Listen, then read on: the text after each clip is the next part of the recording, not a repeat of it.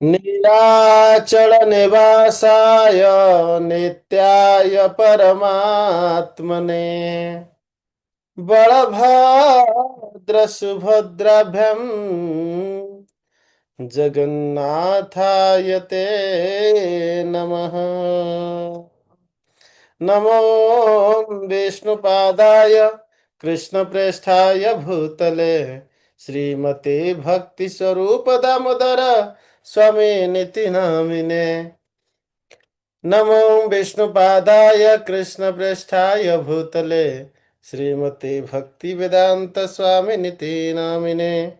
नमस्ते सरस्वती देवे गौरवाणी प्रचारिणे निर्विशेष शून्यवादी पाश्चात्य देशतारिणे।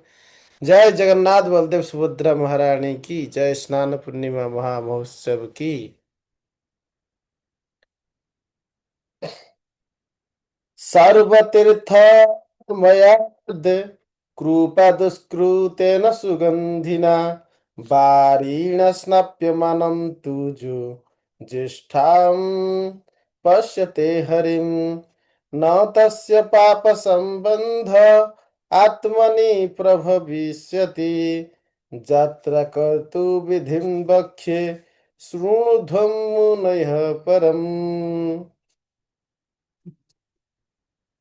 जो व्यक्ति इस ज्येष्ठ पूर्णिमा में भगवान जगन्नाथ बलदेव सुभद्रा महारानी के स्नान महोत्सव दर्शन करते हैं, वो समस्त प्रकार पाप से मुक्ति पाकर और सारे शुभ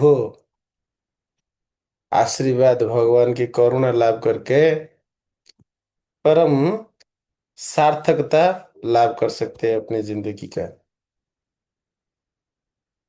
ये दर्शन जो स्नान पूर्णिमा में भक्त लोग करते हैं, भगवान जगन्नाथ की स्नान विधि, ये देवता की सारे सारे देवलोक से देवता भी इसी दिन भगवान जगन्नाथ की जन्मोत्सव में भगवान को स्नान कराने के लिए स्वर्गलोक से विविध उपचार व्यंजन पुष्प संगीत वाद्य दुंदुभि ये सब बजाकर जगन्नाथ की उत्सव पालन करते हैं।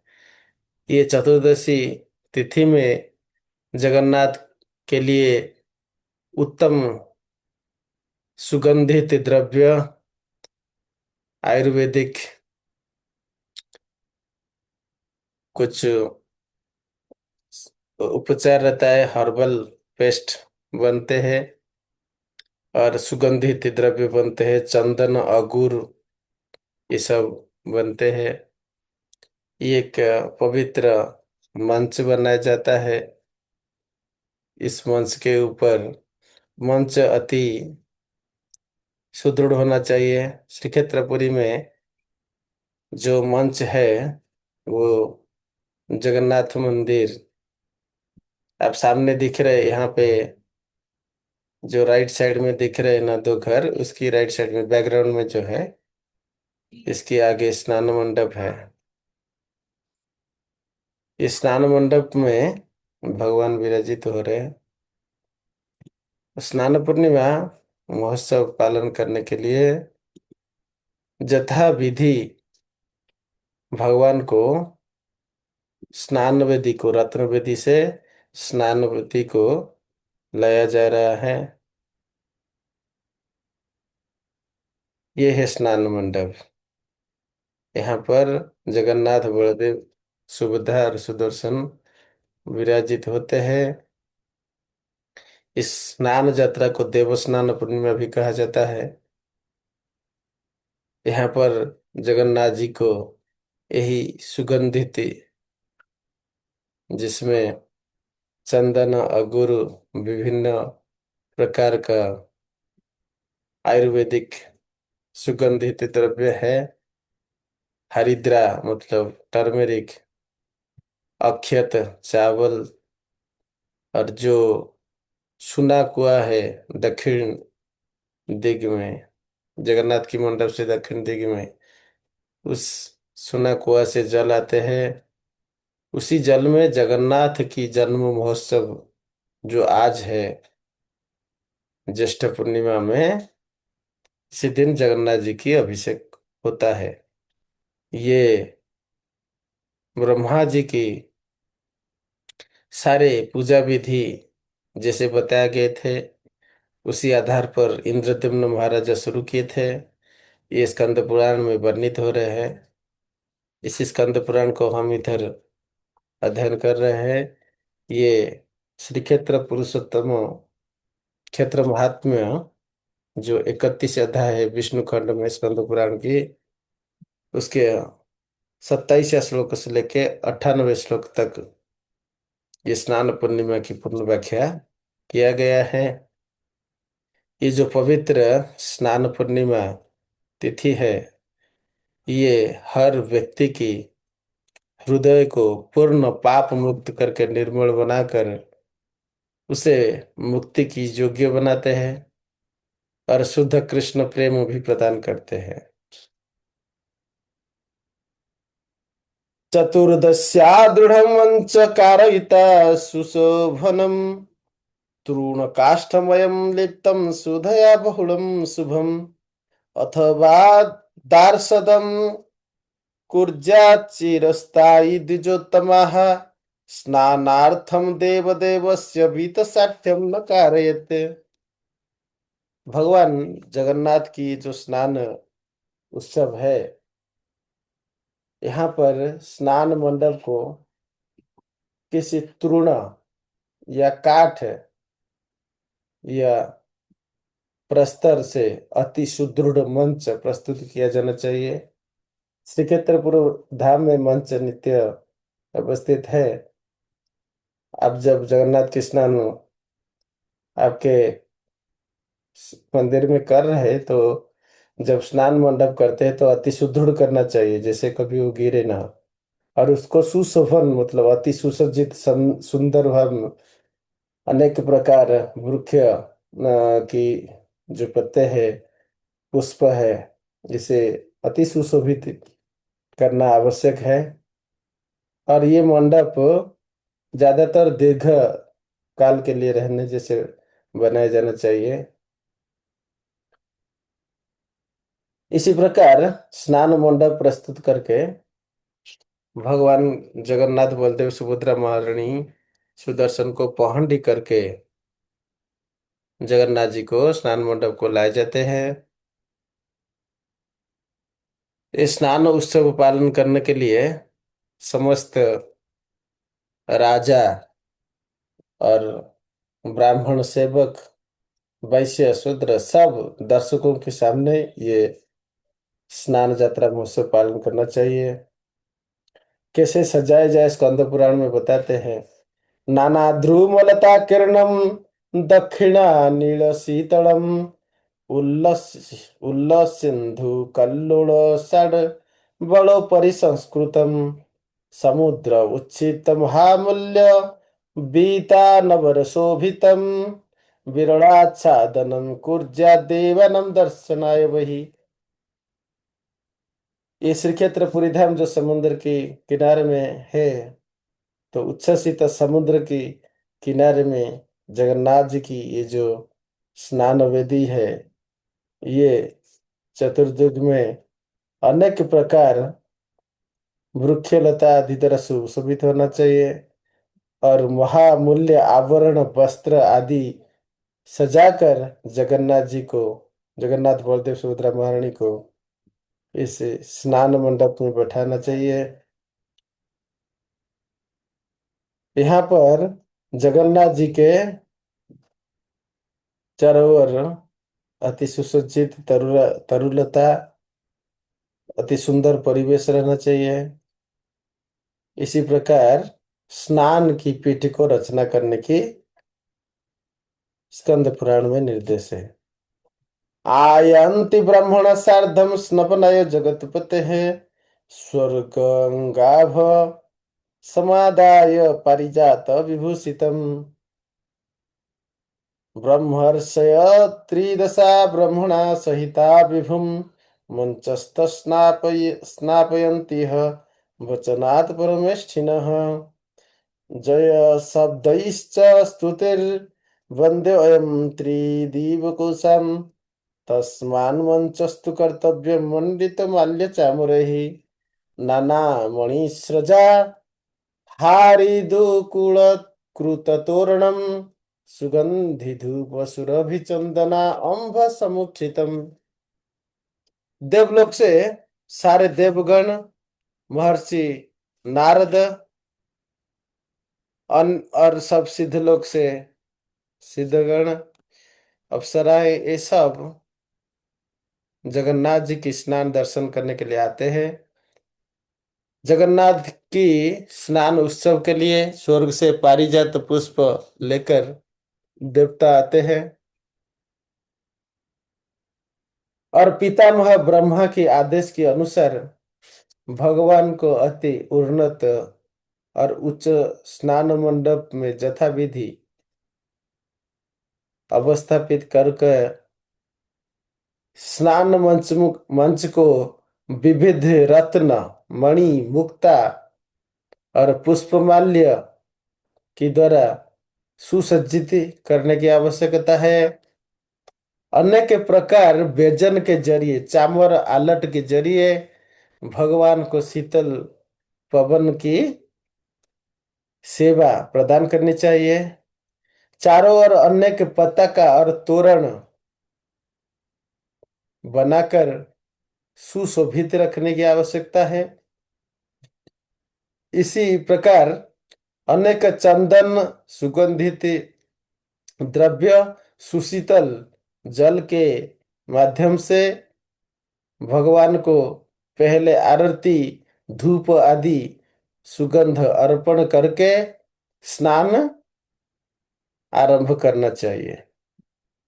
एवं मंचम प्रतिष्ठाप्य तस्य दक्षिणतो द्विजः कृपाद्वारि समुद्धृत्य कलशान् स्वर्ण निर्मितान् शालायां शास्त्रदृष्टेन विधिना त्वद् अधिवासयत् सुभाषितं जलं तेषु पापमन्या प्रपूरयेत् चतुर्दशी निशा मध्ये कर्म एतैत समुदाहृतम्। तो ये जो सुगंधित जल प्रस्तुति एक दिन पहले करनी चाहिए। ऐसा नहीं कि स्नान से पहले जल ही तुरंत जल लाओ, तुरंत सब मिलाओ। मंगलारती से पहले रात को ही ये समस्त सुगंधित द्रव्यों के साथ सुना कुआ से जल, तो जो जगन्नाथ की जल लाते हैं, पवित्र जो जगन्नाथपुरी क्षेत्र से बाहर करते हैं, तो पवित्र गंगा जल लाकर जगन्नाथ जी की स्नान की तैयारी करनी चाहिए।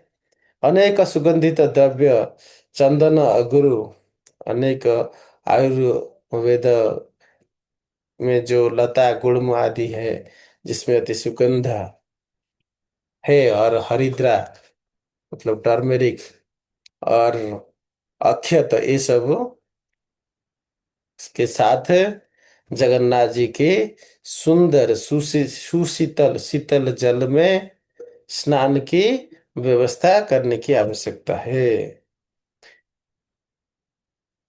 इसी प्रकार सन्न्यहि ततो निर्नुर्हरि हरिपुरसरम ब्राह्मणा क्षत्रिया वैश्य राज्ञा समा अनितद्रुतः। इसी प्रकार सारे, कोई ब्राह्मण हो, क्षत्रिय हो, राजा हो या ब्राह्मण हो या व्यवसायी हो या सेवक गण जैसे शूद्र हो, सब सम्मिलित होकर ये स्नान पूजा महाविधि की दर्शन करनी चाहिए और योगदान देना चाहिए। अनेक प्रकार सेवा हमें भगवान की प्रीति विधान के लिए आनंद सह इस स्नान अभिषेक को पालन करनी चाहिए। चामरैस्तालवृत्तैश्च विद्यमानं निरन्तरं पुराकृताङ्गलेपं तं विष्णुरङ्गान्नहापयेत् यथा सुगन्धिलेपेन सुपुष्टाङ्गो दिने दिने तथा प्रयत्नतः कार्यः कुशांगो न हि पुष्टिकृत।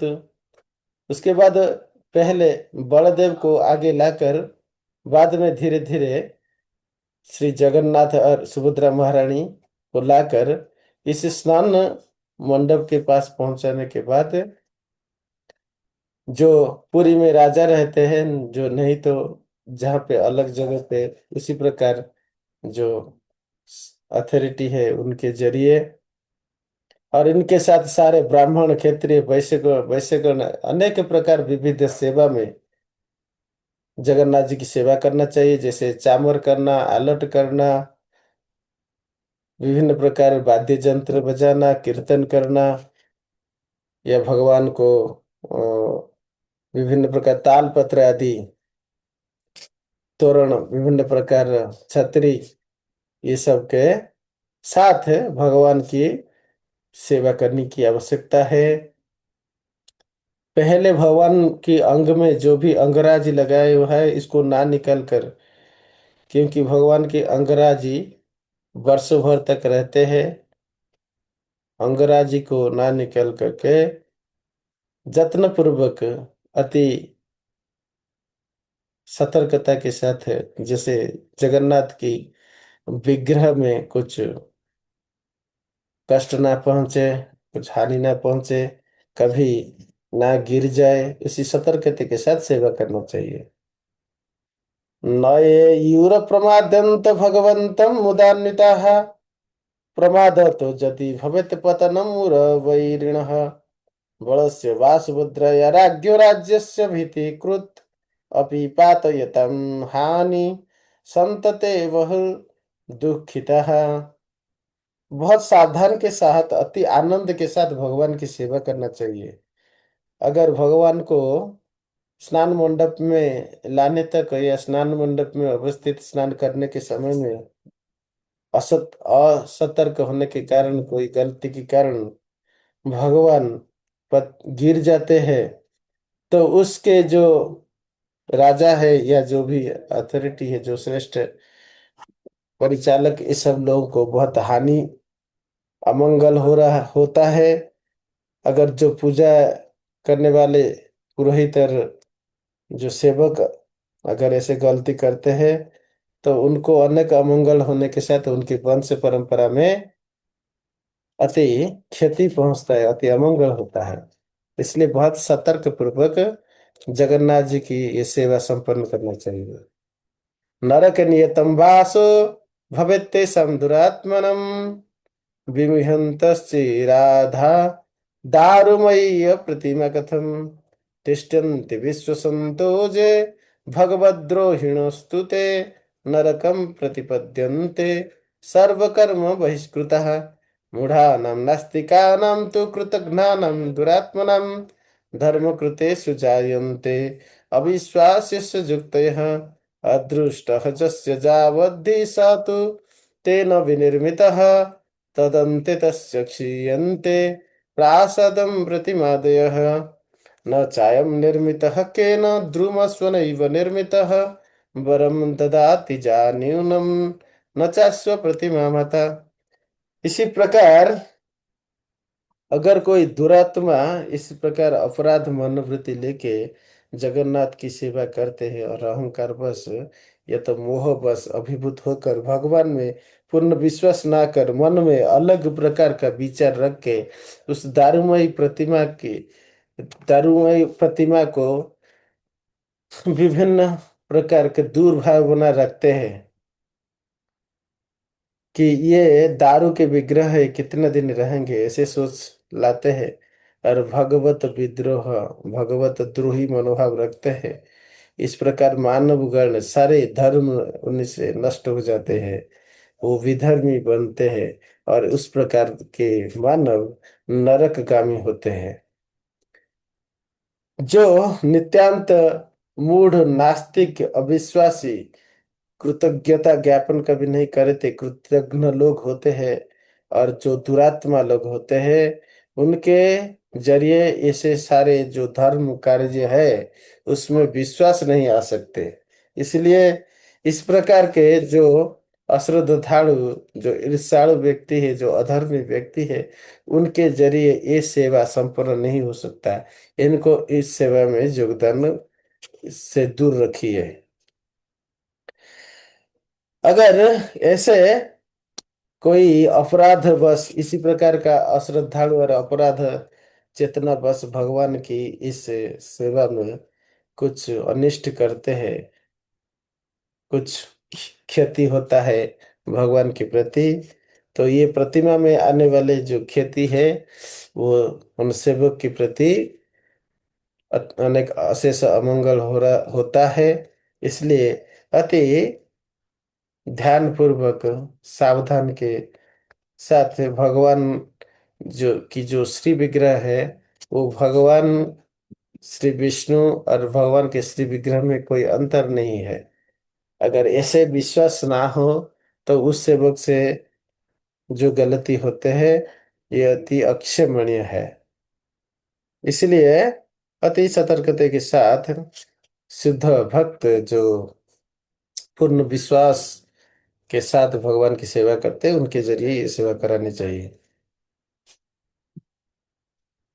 तो अनेक शास्त्र में इसीलिए जगन्नाथ की महिमा अच्छी तरह से जानकर, दारू विग्रह की महिमा अच्छी तरह जानकर जो सेवक सेवा करते हैं, वो भगवान साक्षात दारू विग्रह में विद्यमान है, यह जानकर कभी गलती नहीं करते हैं। और अति सतर्कता के साथ भगवान की सेवा करने कर रहे, सीधा साक्षात भगवान के अंग सेवा प्राप्त कर रहे। जैसे द्वारका में या ब्रजपुर में ब्रजवासी, द्वारकावासी, मथुरावासी भगवान कृष्ण को सीधा अंग सेवा प्रदान कर रहे थे, उसी प्रकार ये ब्रह्मा की द्वितीय परार्ध में जगन्नाथ जी सभी व्यक्तियों से सीधा अंग सेवा प्राप्त करते हैं।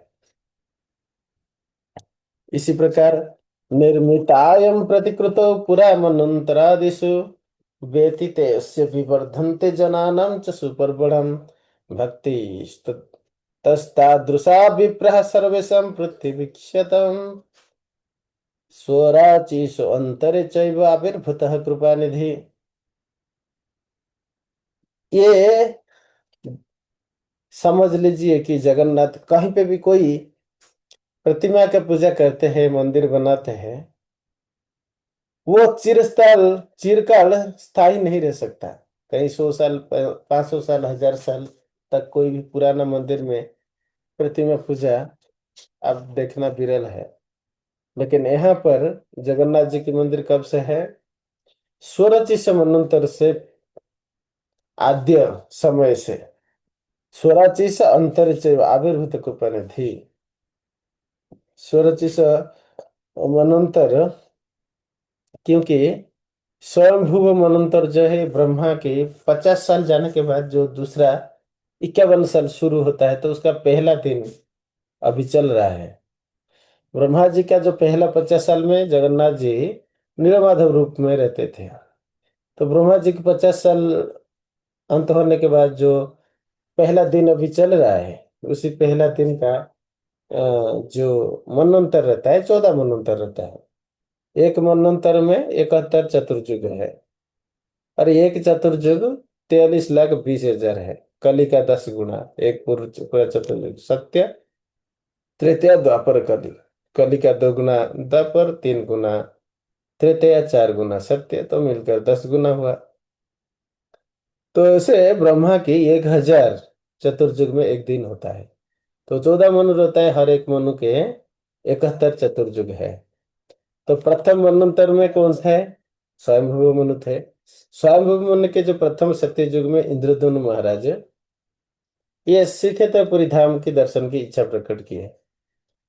अपने राज्यसभा में उसने पूछे कि कौन ऐसे महात्मा जो अनेक तीर्थगामी है, वो हमें विष्णु की साक्षात दर्शन इस क्षेत्र में कहाँ पर प्राप्त होता है, जो हम अपना इसी चर्म चक्षु से दर्शन करने से मुक्ति प्राप्त करने की सौभाग्य प्राप्त कर सकते हैं।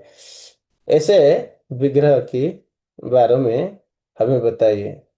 तो अपने सारे पुरोहित लोग ढूंढने लगे, कोई आया नहीं। बाद में यह सुनकर कोई एक जटाधारी सन्यासी आके बता रहे थे कि मैं उसी क्षेत्र में वास किया था जहाँ पे एक कौवा रोहिणी कुंड जल में प्यासा बस जल पीने की आकांक्षा में गिर गया और नीलमाधव के दर्शन करके चतुर्भुज विष्णु रूप धारण करके मुक्ति प्राप्त किया था।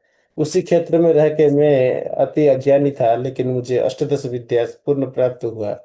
उस क्षेत्र में प्रवेश करने वाले के पाप जैसे कहीं जन्म का कितना भी पाप एक पर्वत जैसा जमा हुआ हो, मान लीजिए, उसको कहते हैं तू पर्वत, अगर वो तुला की पर्वत हो, तो यहाँ पर श्री क्षेत्रपुरी धाम है, दावा नल की जंगल जैसे आग लगा हुआ दावा नल से श्री क्षेत्रपुरी धाम कटक से लेकर शुरू हो जाता है। वहाँ पे कोणार्क की साइड में आप 65 किलोमीटर जा सकते हैं पुरी से, सातपड़ा से 65 किलोमीटर, समुद्र अंदर 65 किलोमीटर, ऐसे 130 किलोमीटर का विस्तार, वो विड्थ एंड लेंथ सेंटर में आएंगे श्री क्षेत्रपुरी धाम, इतना विस्तार है। तो महानदी जो कटक के बाद है, कटक से पहले है, तो कटक से शुरू हो जाता है। एकाम्र कानन जो है भुवनेश्वर है, वहीं से श्री क्षेत्र की शुरू होता है। जब विद्यापति ढूंढने आए थे, तो जब ही वो एकाम्र कानन में प्रवेश करे, तो उनका जो सिद्ध स्वरूप उनका पहचान में आ गया। निज सिद्ध देव निज सिद्ध नाम निज स्वरूप शोभसन, भक्ति विनोद ठाकुर कहते हैं। ये जानना जीवन की सबसे सार्थकता है। विद्यापति जो एक अति उन्नत ब्राह्मण थे, जो और वैष्णव भी थे, जब वो श्री क्षेत्रपुरी धाम में प्रवेश किए, तो तभी उनका स्वरूप, अपना जो वास्तव स्वरूप चतुर्भुजधारी विष्णु स्वरूप का उन्होंने दर्शन किए, अपना ही दर्शन किए। और वहां पे श्री क्षेत्रपुरी धाम में जो भी ब्राह्मण यज्ञ करता थे, उनका भी वही चतुर्भुज रूप उन्होंने दर्शन कर पाए। क्योंकि श्री क्षेत्रपुरी धाम में सब मुक्त जीव है, जो भी यहाँ पे वह जगन्नाथ जी की सेवा में रहते हैं, जितने भी पूरी उत्कल अधिवासी है, सब मुक्त जीव है। लेकिन इनकी जो वैकुंठ स्वरूप को बाकी चारों चक्की में दूसरे लोग नहीं देख पाते हैं। जो शुद्ध भक्त है वही दर्शन कर पाते हैं। विद्यापति शुद्ध भक्त है, इसलिए उनको ये दर्शन प्राप्त होता है कि उत्कलवासी जो भी पुरुषोत्तम क्षेत्रवासी है, सब में चार भुजा है, दो भुजा नहीं। जो माम पश्यति सर्वत्र सर्वम च मयि पश्यति तस्याम न प्रणश्यामि सत्समय प्रणश्यति न प्रणश्यति। ये भगवत गीता में बताते हैं भगवान कृष्ण कि जो इस प्रकार शुद्ध भक्ति में रहते हैं, तो वो उनके सबके हृदय में रहने वाले परमात्मा के दर्शन होता है। तो उस प्रकार ये शुद्ध जीव अन्य सारे जीवों में जो स्वरूप है, वास्तव स्वरूप है, चिन्मय स्वरूप, मुक्त स्वरूप जो है, वो स्वरूप को दर्शन कर पाते हैं। तो इसी प्रकार ये क्षेत्र का इतना महिमा है, इस क्षेत्र में प्रवेश हुए ही कि सारे पाप नष्ट हो जाते हैं। इसी प्रकार और भी एक उपाख्यान था पुंडरी कांड, अम्बरीश जो स्कंद पुराण के इस पंचम अध्याय में बताए थे। वो महापापी थे। एक वे कुरुक्षेत्र में जन्म लिए थे, अनेक पाप किए थे, इतने पाप की करोड़ों जन्म अगर पूर्णतः तपस्या किया जाए तो उनका पाप क्षरण नहीं होगे। एक दिन कोई किसी ब्राह्मण जो पूजा कर रहे थे, देखकर उनके साधु संग के कारण आग्रह जन्मा, और देखे कि अपना जो भोग के कारण हम इतने भी पाप कर रहे हैं, किसी भोग में हमें आनंद प्राप्त नहीं होता है। ये साधुगण इतने चिन्मय आनंद प्राप्त करते हैं पारलौकिक सुख से, हम लौकिक की सुख से भाग भाग कर आज तक कभी सुखी नहीं हो पाए हैं। तो क्यों ना हम पारलौकिक सुख का साधन करें। तो ब्राह्मण को पूछे, तो ब्राह्मण देखे कि ये सत्य बताए कि हमें इसे इसे सब पाप किए हैं। तो ब्राह्मण लोग सोचे कि इनकी पाप की प्रायश्चित के बारे में ऐसे कोई तरीका नहीं है जो कि ये जितने पाप किए धुल जाएगा। अगर ये कोटि जन्म तपस्या करेंगे तभी भी नहीं जाएगा। लेकिन उनके अंदर एक शुद्ध ब्राह्मण थे, श्रेष्ठ वैष्णव भी थे। वो वैष्णव बोले कि आप अगर श्री क्षेत्रपुरी जाएंगे तो आपके सारे पाप धुल जाएगा, आप जगन्नाथ की करुणा लाभ करेंगे। तो वो दोनों जब श्री क्षेत्रपुरी में प्रवेश किए, तब भी उनको पता चला कि इनके सारे पाप नष्ट हो गया। कैसे? जैसे जंगल की आग लग रहे, जंगल, ये आग ऐसा आग है, उसको आपका फायर जो फायर गाड़ी आके उसको निभा नहीं सकता। उसको जंगल आग को कौन निभाते हैं? केवल घन घन बारिश। वैसे जंगल आग हमारा हृदय में भी लगा हुआ है। इसको गुरु की घन घन कृपा ही नष्ट कर सकता है। उसी प्रकार जंगल आग को कोई नहीं नष्ट कर सकता। इस प्रकार सीखते पूरी धाम पाप के लिए जंगल की आग। पर्वत समूह जमा हुए अनेक जन्मों का पाप राशि। कहीं एक पर्वत जैसा दिख रहा होगा, लेकिन वो पर्वत कैसा बन जाता है? तूड़ा का पर्वत बन जाता है। और जब ये श्री क्षेत्र पूरी धाम रूपक दावानल में प्रवेश करता है, फॉरेस्ट फायर में प्रवेश करता है, तो वो पर्वत जैसा पाप जमा हुआ व्यक्ति का तुला तत्क्षणात, तुला कितना समय लगता है जलने में? तुरंत ही जल जाता है ना। इस प्रकार तुला, पर्वत जैसा तुला श्री क्षेत्र पूरी धाम जैसा दावानल में प्रवेश करता है। तो व्यक्ति का पाप है, अनेक जन्म से पर्वत समूह पाप जमा करके रखा है। जब भी वही पर्वत समूह पाप श्री क्षेत्र पूरी धाम में प्रवेश करता है, जैसे चूल्हा दावानल में भस्म होता है, ऐसे सब रख हो जाता है। इसी प्रकार अनुभव अम्बरीश और पुंडरीक किए थे। फिर बाद में सिंधु स्नान किए। सिंधु स्नान करने के बाद दर्शन करने के लिए गए, लेकिन जगन्नाथ की प्रेम भक्ति के लिए जगन्नाथ की करुणा और भक्तों की करुणा आवश्यक है, उसके बिना प्रेम तो प्राप्त होता नहीं। इसलिए उनको दर्शन नहीं मिले। पाप, हालांकि उनका सब जा चुका था। फिर उन्होंने व्रत की, जगन्नाथ की उपवास में रहे और भगवान की ध्यान करने लगे। 3 दिन उपवास के बाद उनको भगवान का निराकार रूप दर्शन हुआ, ब्रह्म रूप दर्शन हुआ। ये भी वही विभिन्न अग्रगति है। प्रथम आध्यात्मिक अग्रगति में ब्रह्म अनुभूति, उससे आगे बढ़ने से परमात्मा स्वरूप की अनुभूति, और उससे श्रेष्ठ तर उच्च, अति उच्च आध्यात्मिक स्तर में पहुंचने के बाद ही भगवान की व्यक्तिगत स्वरूप के दर्शन होता है, जो साकार परम ब्रह्म है। तो इसी प्रकार 7वां दिन के बाद उन लोगों ने स्वप्न में जगन्नाथ के दर्शन किए थे। ये उपाख्यान स्कंद पुराण के चौथा और पंचम अध्याय में है। और विद्यापति भी यही उपाख्यान बता रहे कि श्री क्षेत्रपुरी धाम की महिमा ऐसा है।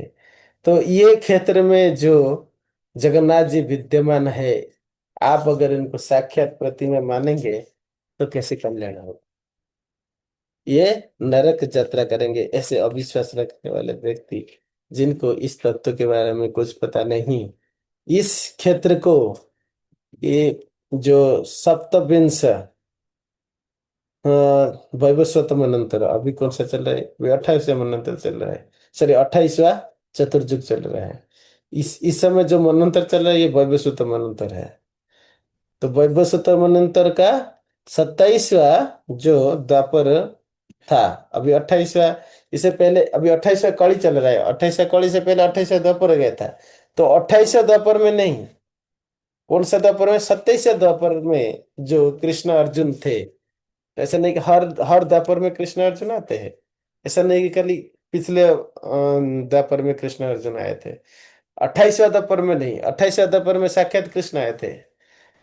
जो परम पुरुष भगवान है, वो 28वां द्वापर में आते हैं। सो गोलोक वृंदावन में निवास करने वाले कृष्ण आते हैं। अन्य द्वापर में भगवान के अवतार कृष्ण अर्जुन रूप में आते हैं, भगवान विष्णु के अवतार आते हैं। लेकिन 28वां द्वापर में कौन आते हैं ना? साक्षात कृष्ण आते हैं। और इसीलिए 28वां कली में साक्षात गौरहरि भी भगवान आते हैं।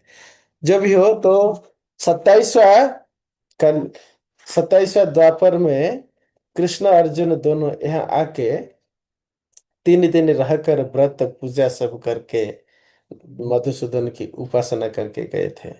इसलिए यही मधुसूदन जो स्नान पूर्णिमा में जो अवतार है भगवान के, तो स्नान मंचेस्त मधुसूदनम दर्शन, यही मधुसूदन के दर्शन करके पूजा करके अनेक स्तव पाठ करके प्रत्यावर्तन किए थे। अगर इस प्रकार दारू प्रतिमा जो भगवान विष्णु क्षीरोदक सागर में शयन करते, उनकी लोम से जहां जिनके लोमकूप से अनंत ब्रह्मांड माड़ माड़ होके निकलता है, उसी भगवान के उसी भगवान के एक लोम कल्पद्रुम है, जो चक्र तीर्थ पर गिरे थे। उसी क्योंकि जब विद्यापति आए, उन्होंने नीलमाधव के दर्शन किए, उसके बाद शाम को स्वर्ण बालुका के द्वारा नीलमाधव अंतर्हित हो गए थे। इसीलिए कि 50 साल ब्रह्मा जी की खत्म हो चुका था। जैसे कि पहले बताए थे जम और ब्रह्मा को कि मैं यहाँ पे 50 साल नीलमाधव के रूप में रहूंगा, बाकी 50 साल जगन्नाथ के रूप में रहूंगा। तो इस लीला को सार्थक करने के लिए इंद्रदुम्न जब वापस आए, तो उनको ये वाणी हुआ। उन्होंने उपवास किया, जगन्नाथ के दर्शन ना होने के कारण बहुत दिन उपवास रहने के बाद एक दिन उनको ये वाणी, ये नारद मुनि आके उनको बोले कि आप अश्वमेध यज्ञ कीजिए। उन्होंने 100 अश्वमेध यज्ञ किए। 100 अश्वमेध यज्ञ के बाद उनको जगन्नाथ के दर्शन हुए, और जगन्नाथ बोले कि मैं अभी दारू विग्रह रूप में चक्रतीर्थ समुद्र के पास पहुंचा हूं, आप उधर से मेरे को मुझे लाइए और दारू विग्रह में प्रकट कराइए। तो फिर कोई कोई विश्वकर्मा, मतलब जो भी कारपेंटर है, वो दारू को छू नहीं सके। तो विश्वकर्मा साक्षात एक कारपेंटर के रूप लेकर जगन्नाथ जी को प्रकट किए। जगन्नाथ, बलदेव, सुभद्रा, महारानी और सुदर्शन जी प्रकट हुए। तो ये जो विग्रह है, ये साक्षात भगवान की कल्पद्रुम है। और श्रीक्षेत्रपुरी में नवकलेवर होता है, क्योंकि जथा देह तथा देव, यही विधि है। भगवान 3 प्रकार का लीला करते हैं। इससे पहले भी एक वीडियो में हमने बताया था। कैसा है? लोकावत, लोकापर, लोकाधीना। लोकापर जैसे भगवान कृष्ण का लीला है, ये लोकत पर लीला है। लोकापर लीला में लोकत पर लीला में वो गोवर्धन उठाते हैं। वो अनेक आश्चर्य कर्म कर्म करते हैं।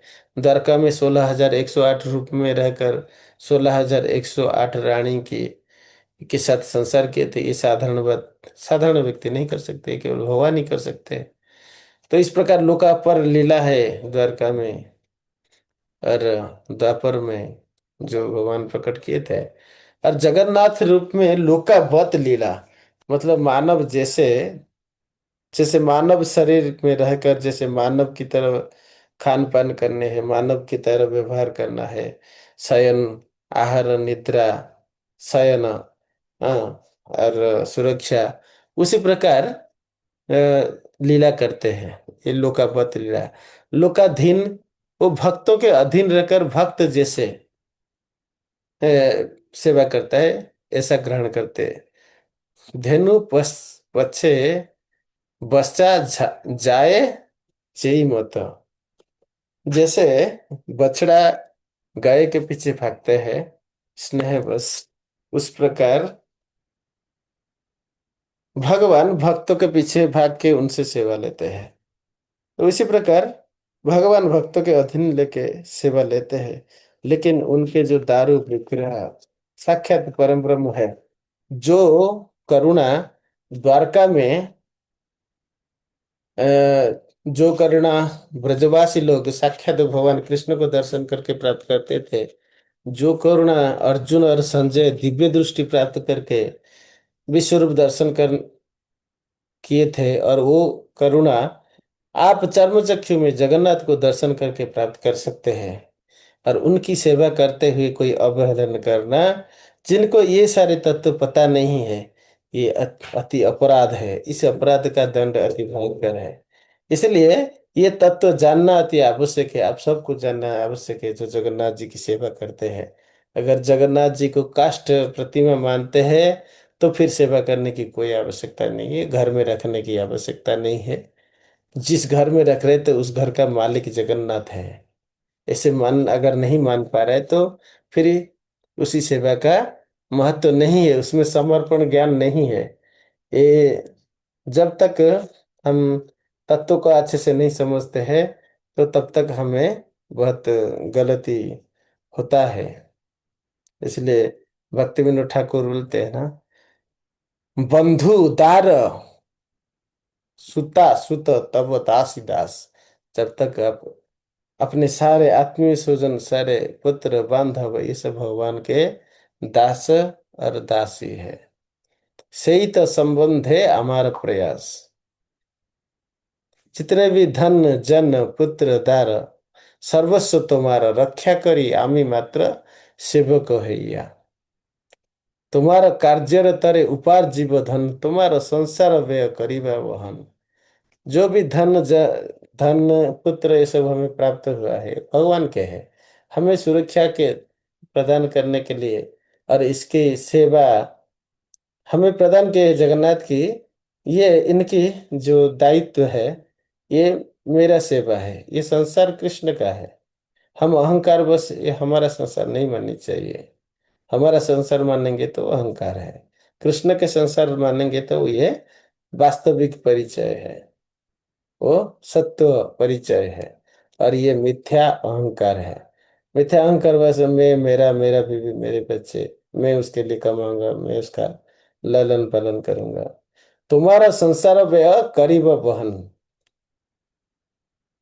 निजे कृष्ण का संसार मान के उसके खर्चा खर्चा के लिए। तुम्हारा कार्यरत है उपार्जी बदन।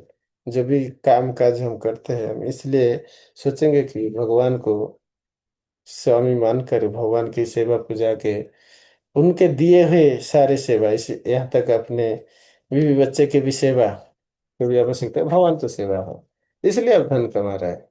और आप एक सिक्योरिटी गार्ड है, जितने आपको धन भगवान दिए हैं उसकी आप सुरक्षा करते हैं, वो धन को अपना नहीं मानते। जैसे सिक्योरिटी गार्ड नहीं कहेगा कि ये सारा धन मेरा है, सिक्योरिटी गार्ड कहेगा ये सारे धन को मैं गाइड करता हूँ, और मालिक खुशी में जो भी देता है उसी से मेरा भरण हो रहा है।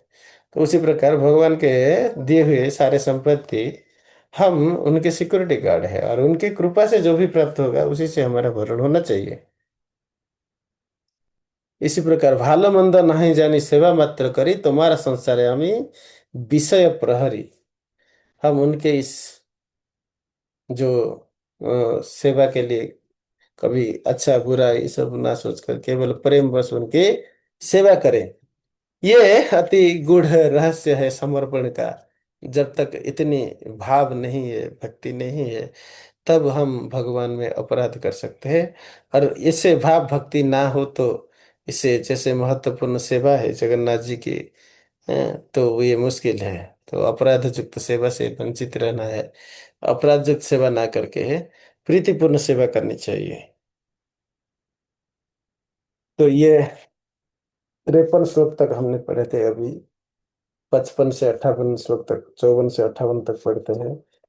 न केऽपि तत्त्वं जानन्ति मानुषीं तनुमास्थिताः, अवताराः प्रवर्तन्ते विष्णुरस्य जुगे जुगे। धर्म स्थापनया विप्राल्यन्ते सोपदे पुनः, पूर्वं च ब्राह्मणाः प्रोक्तः स चानेन परस्परं। स्ताता परार्धपर्यन्तं भगवान् दारुरूपधृक्, सदायं वरदो विष्णुः शुद्धसत्त्वेन भावितः। जस्य जावांस्तु विश्वासस्तस्य सिद्धिस्सु तावती, प्रमाधिकृत विश्वास भक्त दृढ़मिति ही पुमन्। जत्नानुरूपम लभते फलमस्मात् सुदुर्लभम, पुरा वह कथितम सर्वमंबरीश विमोचनम। अम्बरीश के स्टोरी अभी हमने बताए हैं। भगवान बोल रहे कि स्थाता परार्ध पर्यतम भगवान दारू रूपध्रुव। आधे परार्ध मतलब ब्रह्मा का 50वां साल को एक परार्ध कहते हैं, नीलमाधव के रूप में थे। अभी आगे का जो 50 साल है, अर्ध परार्ध है, भगवान दारू रूपधारी इस जगन्नाथ बलदेव सुभद्रा महारानी सुदर्शन जी के रूप में रहेंगे। सदायम वरद विष्णु शुद्ध सत्व ने, और इसी रूप में अनेक कृपा और वरदान प्रदान करके सबको शुद्ध सत्व स्तर में भावित करेंगे और भक्ति प्रदान करेंगे। जस्य जावांस्तु विशस्तस्य सिद्धि स्तु अस्तु तावती। जिसका जिस प्रकार का विश्वास है, ऐसे नहीं, ये श्री क्षेत्र पूरे धाम सारे धर्मों के समन्वय है। भगवान को, जगन्नाथ को भगवान मानकर अगर कोई बुद्धिस्ट है, कोई अदर रिलीजियस निराकारवादी है, कोई साकारवादी है, कोई ब्रह्मवादी है, कोई भी बुद्ध जैन अनेक प्रकार, लेकिन भगवान को भगवान मानकर कोई शरीर विचार रखते हैं, कोई निराकार विचार रखते हैं, कोई अलग अलग विचार रखते हैं, कोई जोगी होते हैं, कोई तपस्वी होते हैं। तो जिसका जिस प्रकार का विश्वास है, अगर उसी विश्वास में भगवान को भगवान जानकर उनको भक्ति पूर्वक सेवा किए, तो उनको उसी विश्वास के आधार भगवान फल प्रदान करते हैं। इसीलिए अति जत्न पूर्वक इनके सेवा करनी चाहिए, जगन्नाथ जी की सेवा करनी चाहिए। और भगवान ये मनुष्य शरीर में इसीलिए मनुष्य शरीरधारी लीला इसलिए करते हैं कि ये जुग जुग में बाकी ब्रह्मा की जो भी अर्ध अपराध है, धर्म स्थापन करके सारे भक्तों की सुरक्षा देंगे, भक्तों को उनके भाव के आधार पर उनके साथ लीला संगोपन करेंगे, लीला करते हैं। और उनको प्रचुर करुणा और प्रचुर आनंद, भगवान के साथ दिव्य लीला से ही वास्तव में व्यक्ति आनंद प्राप्त कर सकते हैं। हम सोचते हैं कि ये सब द्रव्य प्राप्त करके घर, जमीन, जायदाद, बच्चे, बीवी और ये सब जो भोग की सामग्री, बड़ी लंबी लंबी गाड़ियां, और TV, refrigerator, fridge, air condition and sophisticated items, क्या बोलते हैं, इंपोर्टेड आइटम्स, ये सब जो द्रव्य से सुख प्राप्त करने के प्रयास करते हैं उसको लौकिक सुख कहते हैं। लौकिक सुख में क्षण भर के सुख प्राप्त होता है। जैसे खान पान में कोई रसगुल्ला खाया तो जहां तक जीवा में है तब तक आनंद है, अंदर गया तो आनंद खत्म। ज्यादा रसगुल्ला लिया तो पेट गड़बड़, फिर सुख सब गायब। तो ये स्वल्प सुखी लौकिक सुखी व्यक्ति को पारलौकिक सुख प्रदान करना, कि भगवान ही जगन्नाथ के रूप में अनन्य सेवा प्रदान करते, अनेक लीला करते हैं। 12 दिन का लीला रहता है। इसलिए ब्रह्मा जी एक बार प्रार्थना किए थे, ये आगे आएगा उसका स्लाइड्स तभी बताएंगे कि हम कितने बार आना चाहिए। तो ब्रह्मा जी कम से कम 12 बार बता रहे थे कि 12 महीने में 12 बार, अगर नहीं आ पाए तो कम से कम 3 बार, 3 बार नहीं आ पाए तो एक बार जो रथ यात्रा है। ये 3 बार में है स्नान पूर्णिमा, रथ यात्रा और दौड़ पूर्णिमा, ये 3 बार। इस प्रकार जगन्नाथ अनेक लीला करके भक्तों को पारलौकिक आनंद प्रदान करते हैं। और एक बार इस शरीर में जो स्नान पूर्णिमा जैसे उत्सव योगदान देते हैं, तो उनको दोबारा जननी गर्भ में स्नान करने की नहीं पड़ेगा। जो भगवान को स्नान कराता है उनको जननी गर्भ में जो जल है उस जल में आना नहीं पड़ेगा दोबारा, मतलब उसको दोबारा जन्म नहीं लेना पड़ेगा, मुक्त होंगे। ये श्लोक आगे आएगा, हम पढ़ेंगे। 59 श्लोक। ततस्तस्मिन् जगन्नाथे परमात्म स्वरूपिणे विधाय सुदृढ़ं भक्ति वसध्वं पुरुषोत्तमे। इसे परमात्मा रूपी जगन्नाथ देव के प्रति जो अनन्य अचला भक्ति रखते हैं, वो इसी पुरुषोत्तम क्षेत्र में वास करते हैं। अतोयम भक्ति तनयम श्री कृष्णम मंचमोत्तमम सुभद्रा बलभद्रौ च राजवत परिचर्य वही।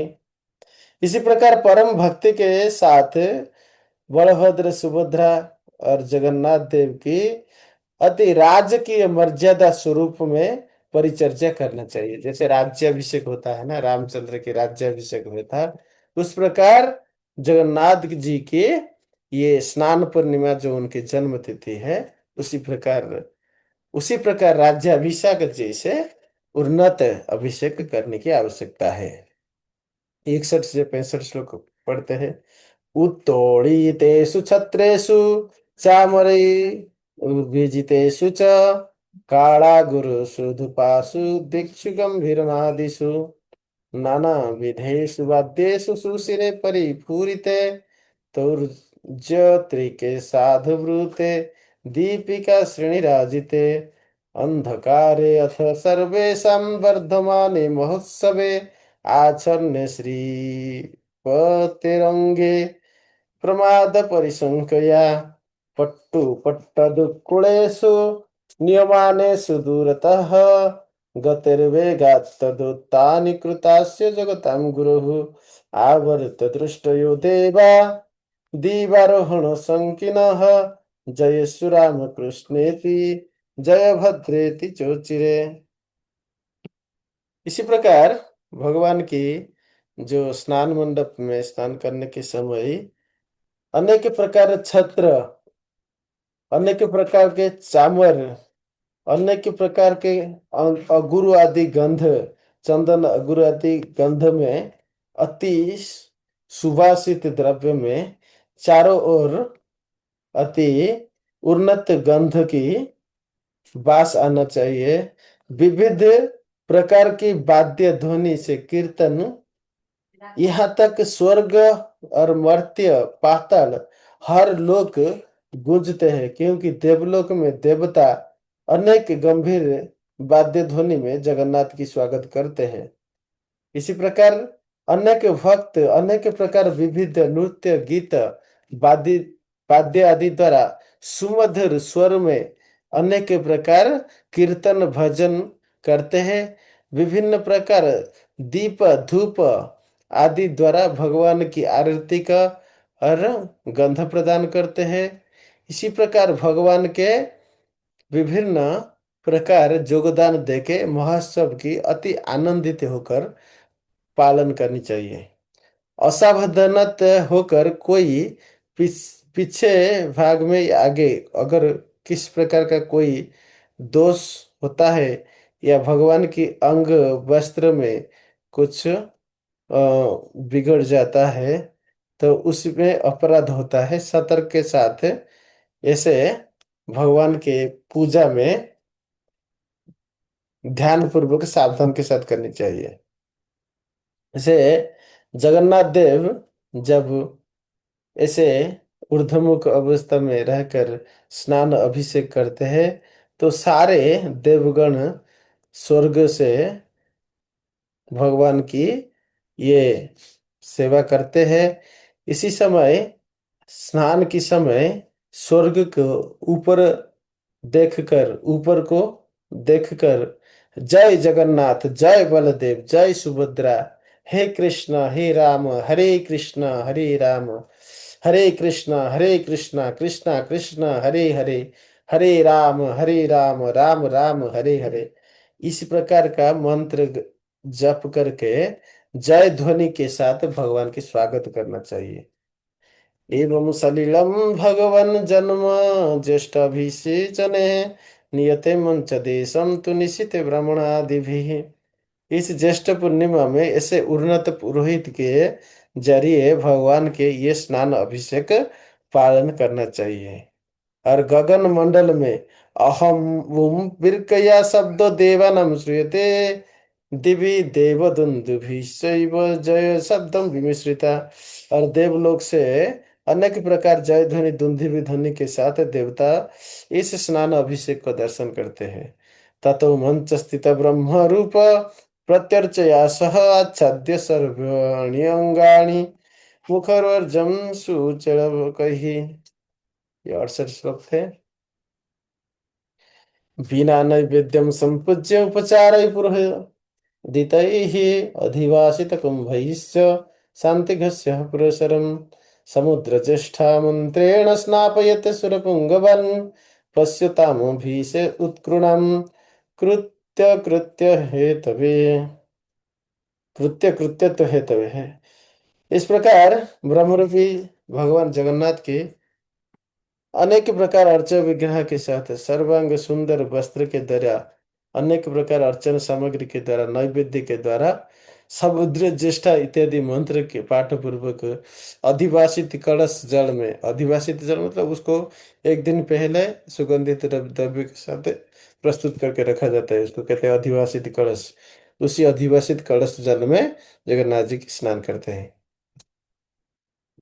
स्नाप्यमानं तु पश्यन्ति ये नरास्तत्र संस्थिताः गर्भोदकेन स्नापनम न ते पुनर्वाप्नुयुः। ये श्लोक नंबर 71 है, इसको याद रखिए। जो जगन्नाथ जी के इस स्नान अभिषेक में योगदान देते हैं तो वो कभी पुनर्वार जननी जठर में शयन नहीं करते हैं। जो स्नाप्यमानं तु पश्यन्ति जे नरा तत्र संस्थिता।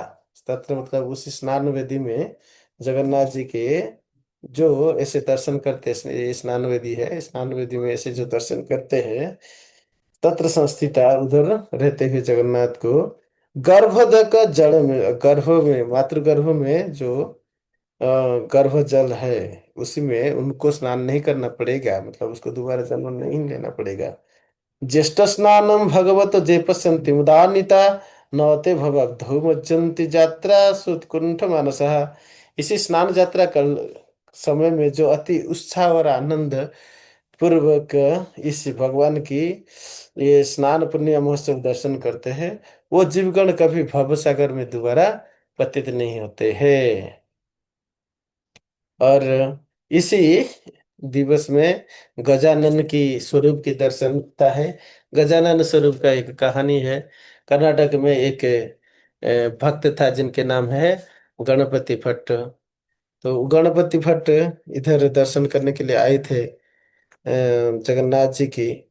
तो जगन्नाथ जी के दर्शन उन्होंने शास्त्रों में पढ़ा था कि जगन्नाथ जी की जो दर्शन करेंगे तो उनको मुक्ति प्राप्त होगा। तो इससे पहले 57 श्लोक में वही श्लोक हम पढ़े थे ना, जस्य जावांस्तु विश्वास तस्य सिद्धिस्तु सिद्धिस्तु तावती प्रमादीकृत विश्वास भक्त दृढ़मिति पुमान। इसका अर्थ, जिसका जिस प्रकार का श्रद्धा है, जिसका जिस प्रकार का विश्वास है भगवान, और जो जिस प्रकार भगवान के आराधन करते हैं, उसी को उसी प्रकार दृढ़ मति प्रदान करके उसकी विश्वास के अनुसार उसको वही फल प्रदान करते हैं। ये हम चौथा अध्याय 40 श्लोक में भी वही पढ़े थे। जो जथा विश्वास भक्ति कुरुते, जो जिस प्रकार का विश्वास में भक्ति करते हैं, उसको उसी से ही सार्थकता और मोचन, संसार मोचन होता है। इसलिए उसी का उदाहरण है कि गणपति भट्ट जानते हैं ब्रह्म, और वो गणपति की पूजा करते थे। वो ब्रह्म के रूप में हमेशा गणपति को ही देखते थे। तो जब वो जगन्नाथपुरी आना चाहते थे तो शुरू कर दिया ना, तो रास्ते में देखे जगन्नाथपुरी से कई सारे भक्त आ रहे, खजा लेके आ रहे, उनसे खजा लेके प्रसाद ले ग्रहण किए। लेकिन उन्होंने उन्होंने एक संदेह आ गया कि ये तो सब जगन्नाथ की दर्शन करने के बाद मुक्त होना चाहिए, वो फिर से क्यों चल के आ रहे हैं। तो फिर भी उन्होंने अपने जो शास्त्र के आधार पे विश्वास है तो आए, जगन्नाथ जी के दर्शन करने के लिए आए, पतित पावन के दर्शन किए और देखे कि यहाँ पे जो जगन्नाथ की विग्रह है वो हाथी वेश नहीं है, गणपति जैसा वेश नहीं है। तो बोले कि तो यहाँ पे ब्राह्मण तो नहीं है, और मैं देखा भी, लेकिन मेरे को तो मोक्ष नहीं हुआ है। इसलिए वो अंदर और नहीं गए और बाहर वहां से रिटर्न कर गए। तो जगन्नाथ जी ये सब जानते हैं, तो अपना एक पुजारी को बोले कि मेरा एक भक्त यहाँ से वापस जा रहे हैं, उसको बोलिए कि आप वो जैसे मेरा दर्शन चाहते हैं उसे आ जाइए, उसको वैसा ही दर्शन प्राप्त होगा। तो उसी दिन स्नान पूर्णिमा था, तो जगन्नाथ जी ने फिर ऐसे हाथी वेश धारण किए थे। तो गणपति भट्ट जब आके दर्शन किए तो इसी वेश को दर्शन करते हुए तुरंत वहीं पे ही उसी शरीर से भगवान में लीन हो गए, वो मुक्त हो गए। और सीधा जगन्नाथ जी की जो धाम है गोलोक वैकुंठ में, श्री क्षेत्र धाम में, उधर उन्होंने सालोक्य मुक्ति प्राप्त किए। तो ये इसी प्रकार जो भी जगन्नाथ जी की ये स्नान पुण्य महोत्सव में योगदान देते हैं, उनके सारे पाप से सुरक्षा प्राप्त होता है। बुद्ध्या बुद्धिकृतं पुंसामनादि पाप संचयं तत्क्षण नाशमायाति पश्यतां स्नपनम हरे। अगर बाल्यकाल से ज्ञान सार में या अज्ञान सार में जो भी पाप अर्जन किया गया है किसी व्यक्ति के द्वारा, श्री हरि की इस स्नान यात्रा दर्शन करने से उनका वो सारा पाप नष्ट हो जाता है। सत्यम सत्यम पुनः सत्यम ब्रवीमि द्विजपुंगवाः सर्व संताप सम नम अशेष मूलनाशनम। ज्येष्ठ पूर्णिमा में इसी भक्ति भाव लेके जो भगवान की इसी स्नान अवलोकन करते, दर्शन करते, उनके सारे संताप अशेष पाप प्रशमित होता है। स्नापनम श्रीपतिर्ज्येष्ठा यदि भक्त्यां विलोकितम प्रायश्चितम निमित्तानि जानि पापानि सन्ति वहि तानि सर्वाणि क्षीयन्ते पश्यतां स्नापनम हरेः नातः परतरम कर्म ह्यनायासेन मोचनम। ज्येष्ठ जन्मदिने स्नानं हरेरे जदवलोकितम स्नान दान तपः श्राद्ध जप यज्ञादयस्तु जे विधयः कोटिगुणितः कोटिजन्मो पापोपादिताः स्नान दर्शन पुण्यस्य हरेस्ते न तुलाम गताः।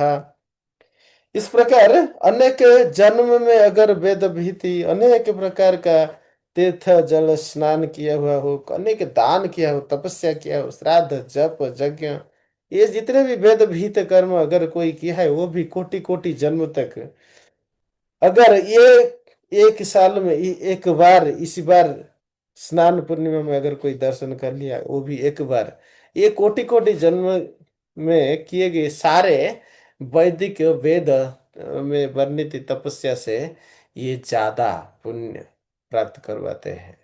तो एक बार स्नान पूर्णिमा में केवल दर्शन करने से इतनी फल प्राप्त होता है। कितना भी कोई भयंकर पाप क्यों ना किया हुआ हो, अनेक प्रकार विशेष जितने भी प्रायश्चित की विधान वेद शास्त्र में कहा गया है, ये सबसे श्रेष्ठ प्रायश्चित है। जो कोटि कोटि जन्म, अनंत कोटि, कितने भी जन्म, सारे जन्म का, सारे कितने भी बड़ा पाप की गद्दा उसमें हो गया हो, पर्वत जैसा भयंकर अति उच्च पर्वत है, तुला से, लेकिन वो सारे पर्वत को भगवान तुला में कन्वर्ट कर देते हैं, जो श्री क्षेत्र दावनाली में आते हुए ही जल के रख हो जाता है। इसलिए ये सर्व मोक्षदायिनी और परम पतित पावन, चाहे कोई कितने भी बड़ा पतित ना हो, यहाँ पे इन सब की क्षमा होके रक्षण प्राप्त होता है। भक्त्या जह स्नपनम विष्णुर एकस्मिन् वत्सरे अपि वा पश्यन्ते सोचते विप्रा यह संसार मोचने।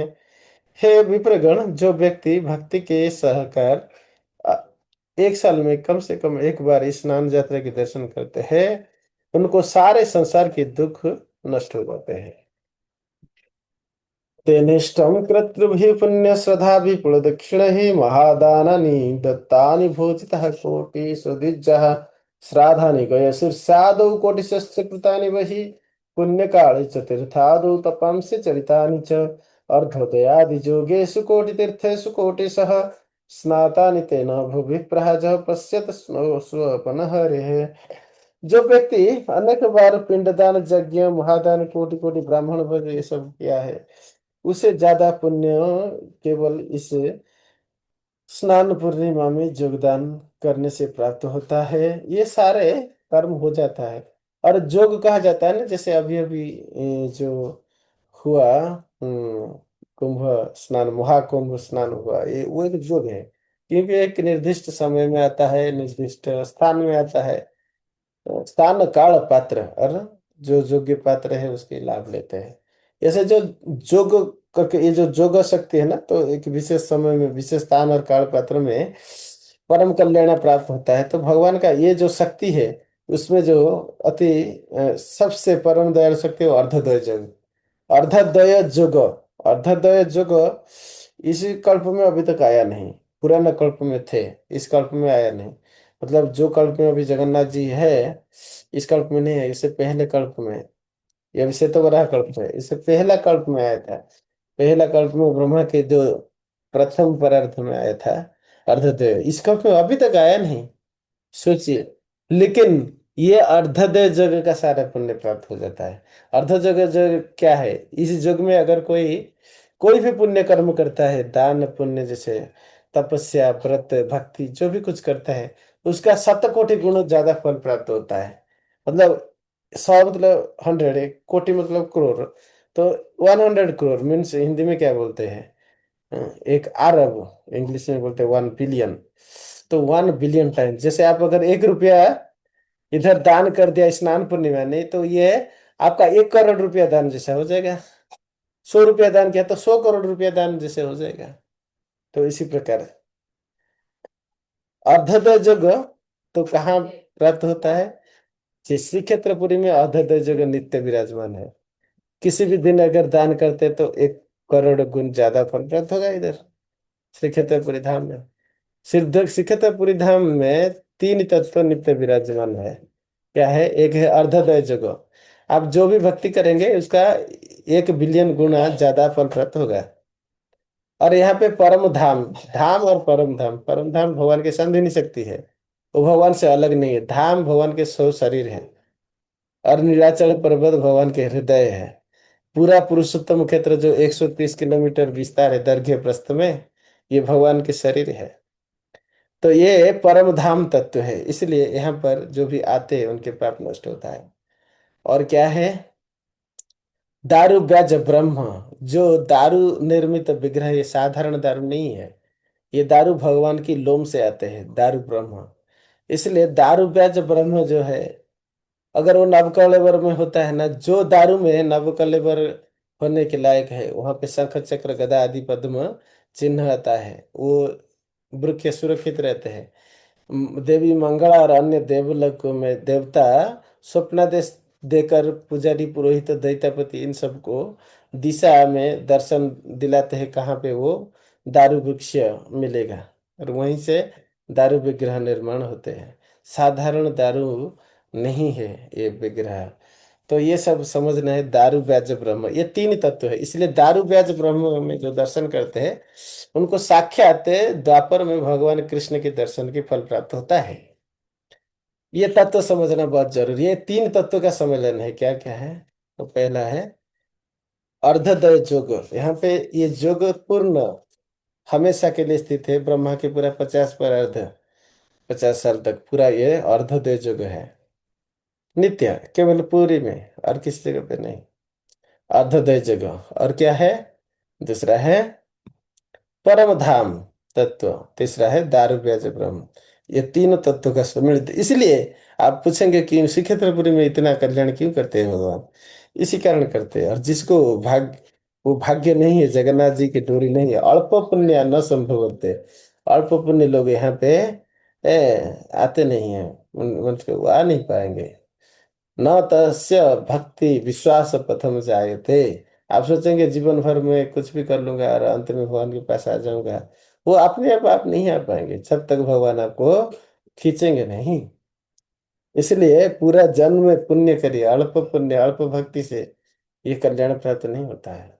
विष्णु को अनन्य भक्ति आवश्यक है। हृदय में श्रद्धा और साधु संग प्राप्ति होने की आवश्यकता है। साधु संग, नाम कीर्तन, भागवत श्रवण, मथुरावास, स्मृति रसोदया सेवन, ये सब अशेष रूप में आप इसकी सार्थकता लाभ कीजिए। इसी प्रकार जो ब्रह्मा जी यहाँ पे ये क्षेत्र को आकर हमेशा भगवान की सेवा करना चाहते थे, तो भगवान बोले कि अब 12 बार आ सकते हैं, 12 टाइम्स इन ईयर। हर महीना एक एक उत्सव रहते हैं जगन्नाथ जी की। अगर वो नहीं आ पाए तो ये तीनों कम से कम आना है। दोल पूर्णिमा मतलब होली, और स्नान पूर्णिमा जो अभी है, मधुसूदन, मधुसूदन के दर्शन, और रथे तु वामन दृष्टा पुनर्जन्म न दित्यते, दोड़े च दोड़ गोविंद। और स्नान मंडपे मधु, स्नान मंचेस्त मधुसूदन, रथे तु वामन दृष्टा पुनर्जन्म न विद्यते। और रथ में जो आगे और 15 दिन के बाद है, अभी अणवसर चल रहा है। जगन्नाथ जी अभी अणवसर गृह में रहते हैं और निकलते ही नवजुबन दर्शन देंगे, उसके बाद रथ में आएंगे। तो रथ में जो वामन रूप में दर्शन करते हैं, ये इन तीन दर्शन करने वाले को कभी मातृगर्भ में पुनर्बार आना नहीं पड़ेगा, जन्म चक्र में नहीं आना पड़ेगा। भगवान का भक्ति प्राप्त करते, मोक्ष प्राप्त करते हैं। इसी प्रकार ये जो स्नान पूर्णिमा की यात्रा के महात्म्य है, स्नान पूर्णिमा दर्शन करने वाले भक्त निश्चित रूप से भगवत भक्ति प्राप्त करेंगे। मंचस्थ स्नान ही जपस्यते पुरुषोत्तमम स्नान छत्त गुणम पुण्यम लभते नैव संशय। जो इस प्रकार भगवान पुरुषोत्तम के स्नान में दर्शन करते हैं, अनेक तीर्थ आदि स्नान करने से कहीं 100 करोड़ गुना ज्यादा पुण्य फल प्राप्त होता है, इसमें कोई संदेह नहीं है। मंचस्थितम जगन्नाथम स्नानार्ध सानाद्रम जस्तु पश्यति सांद्रानंदार्ध चित्त शौन किंचित पापम अश्नुते। जो मानव इसी प्रकार इस स्नान जल में आर्द्र हुए भगवान जगन्नाथ को स्नान मंडप में दर्शन करते हैं, उनका चित्त में प्रगाढ़ आनंद रस में आर्द्र होता है। आनंद चिन्मय रस की वो आस्वादन करते जो सच्चिदानंदमय है, जो पारलौकिक है। हम हमेशा लौकिक के सुख के पीछे भागते हैं, वो अति स्वल्प सुख है, लिमिटेड, और उसमें परिणति में अनेक दुख।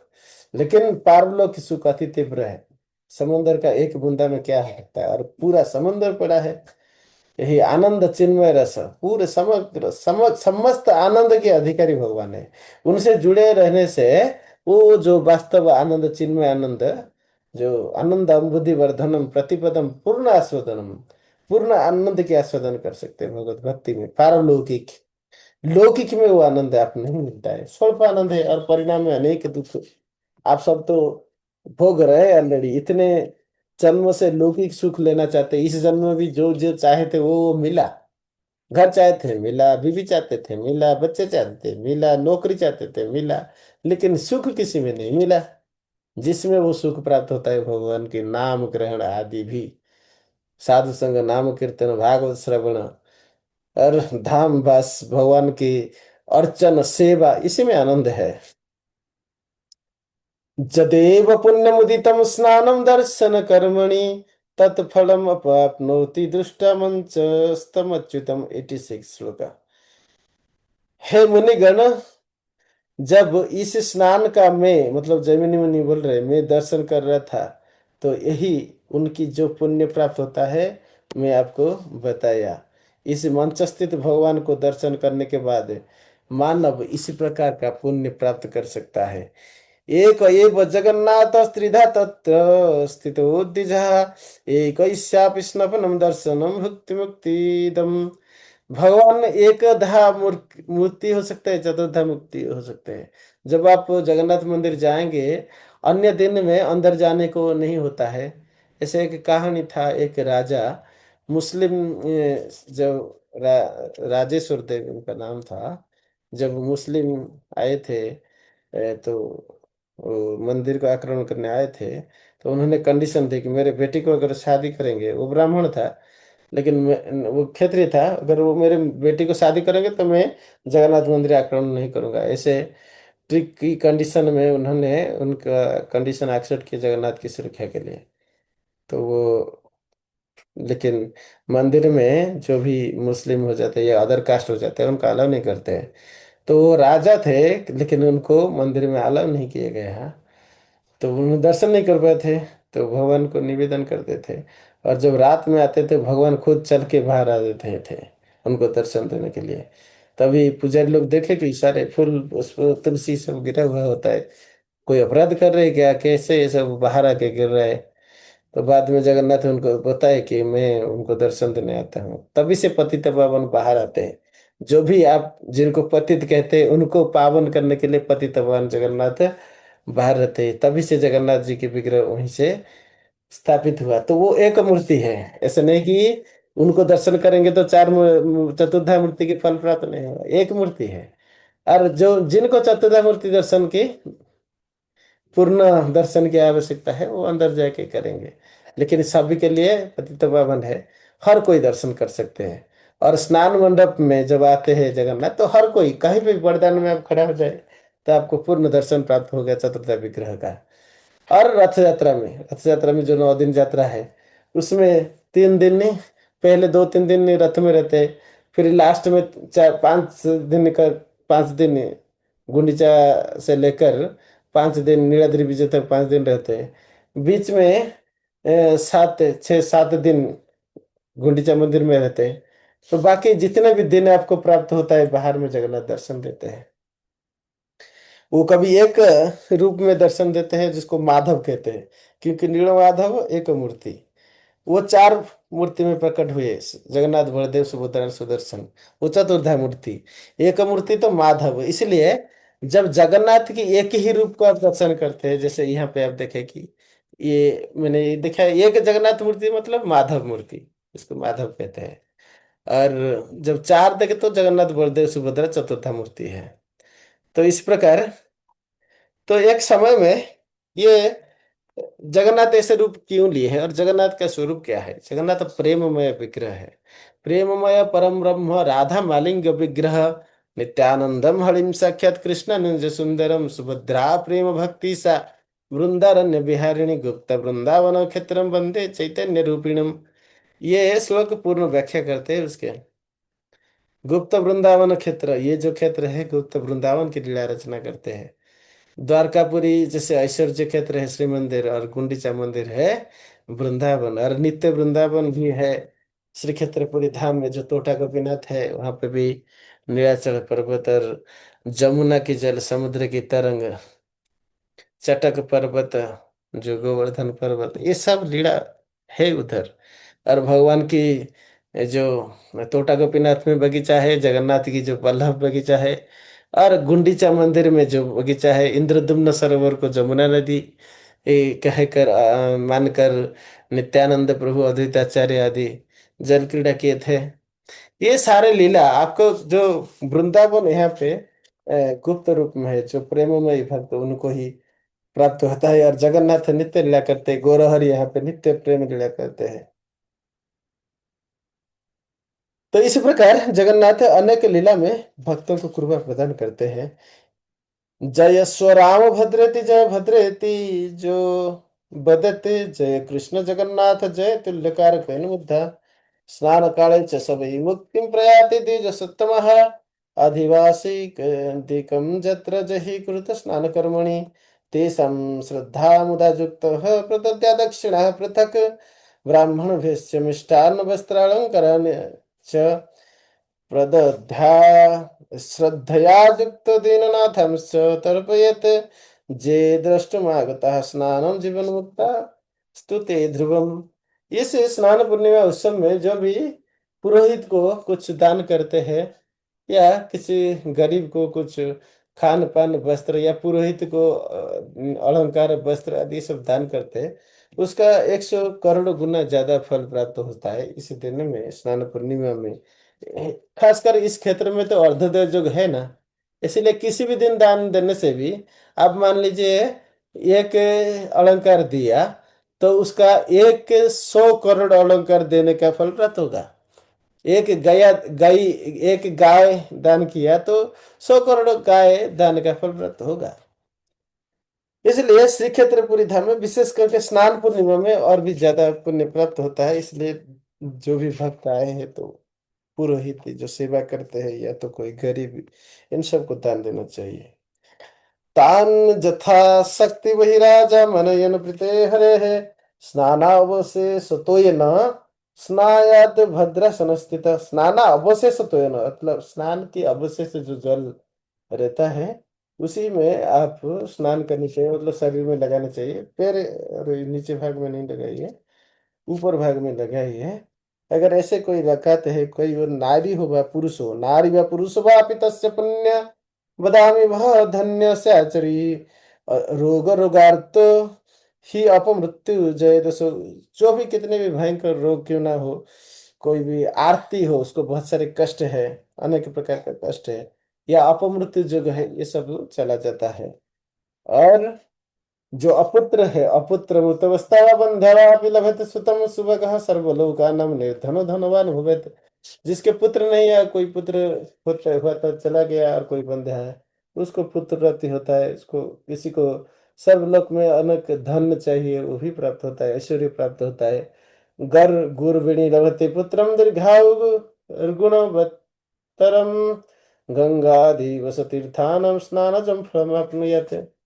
जो गर्भवती महिलाएं अगर ये स्नान जल सिंचन करते हैं अपने ऊपर, तो उनको अति उत्तम पुत्र प्राप्त होता है, जो ज्ञानी और गुणी और दीर्घायु वाले होते हैं।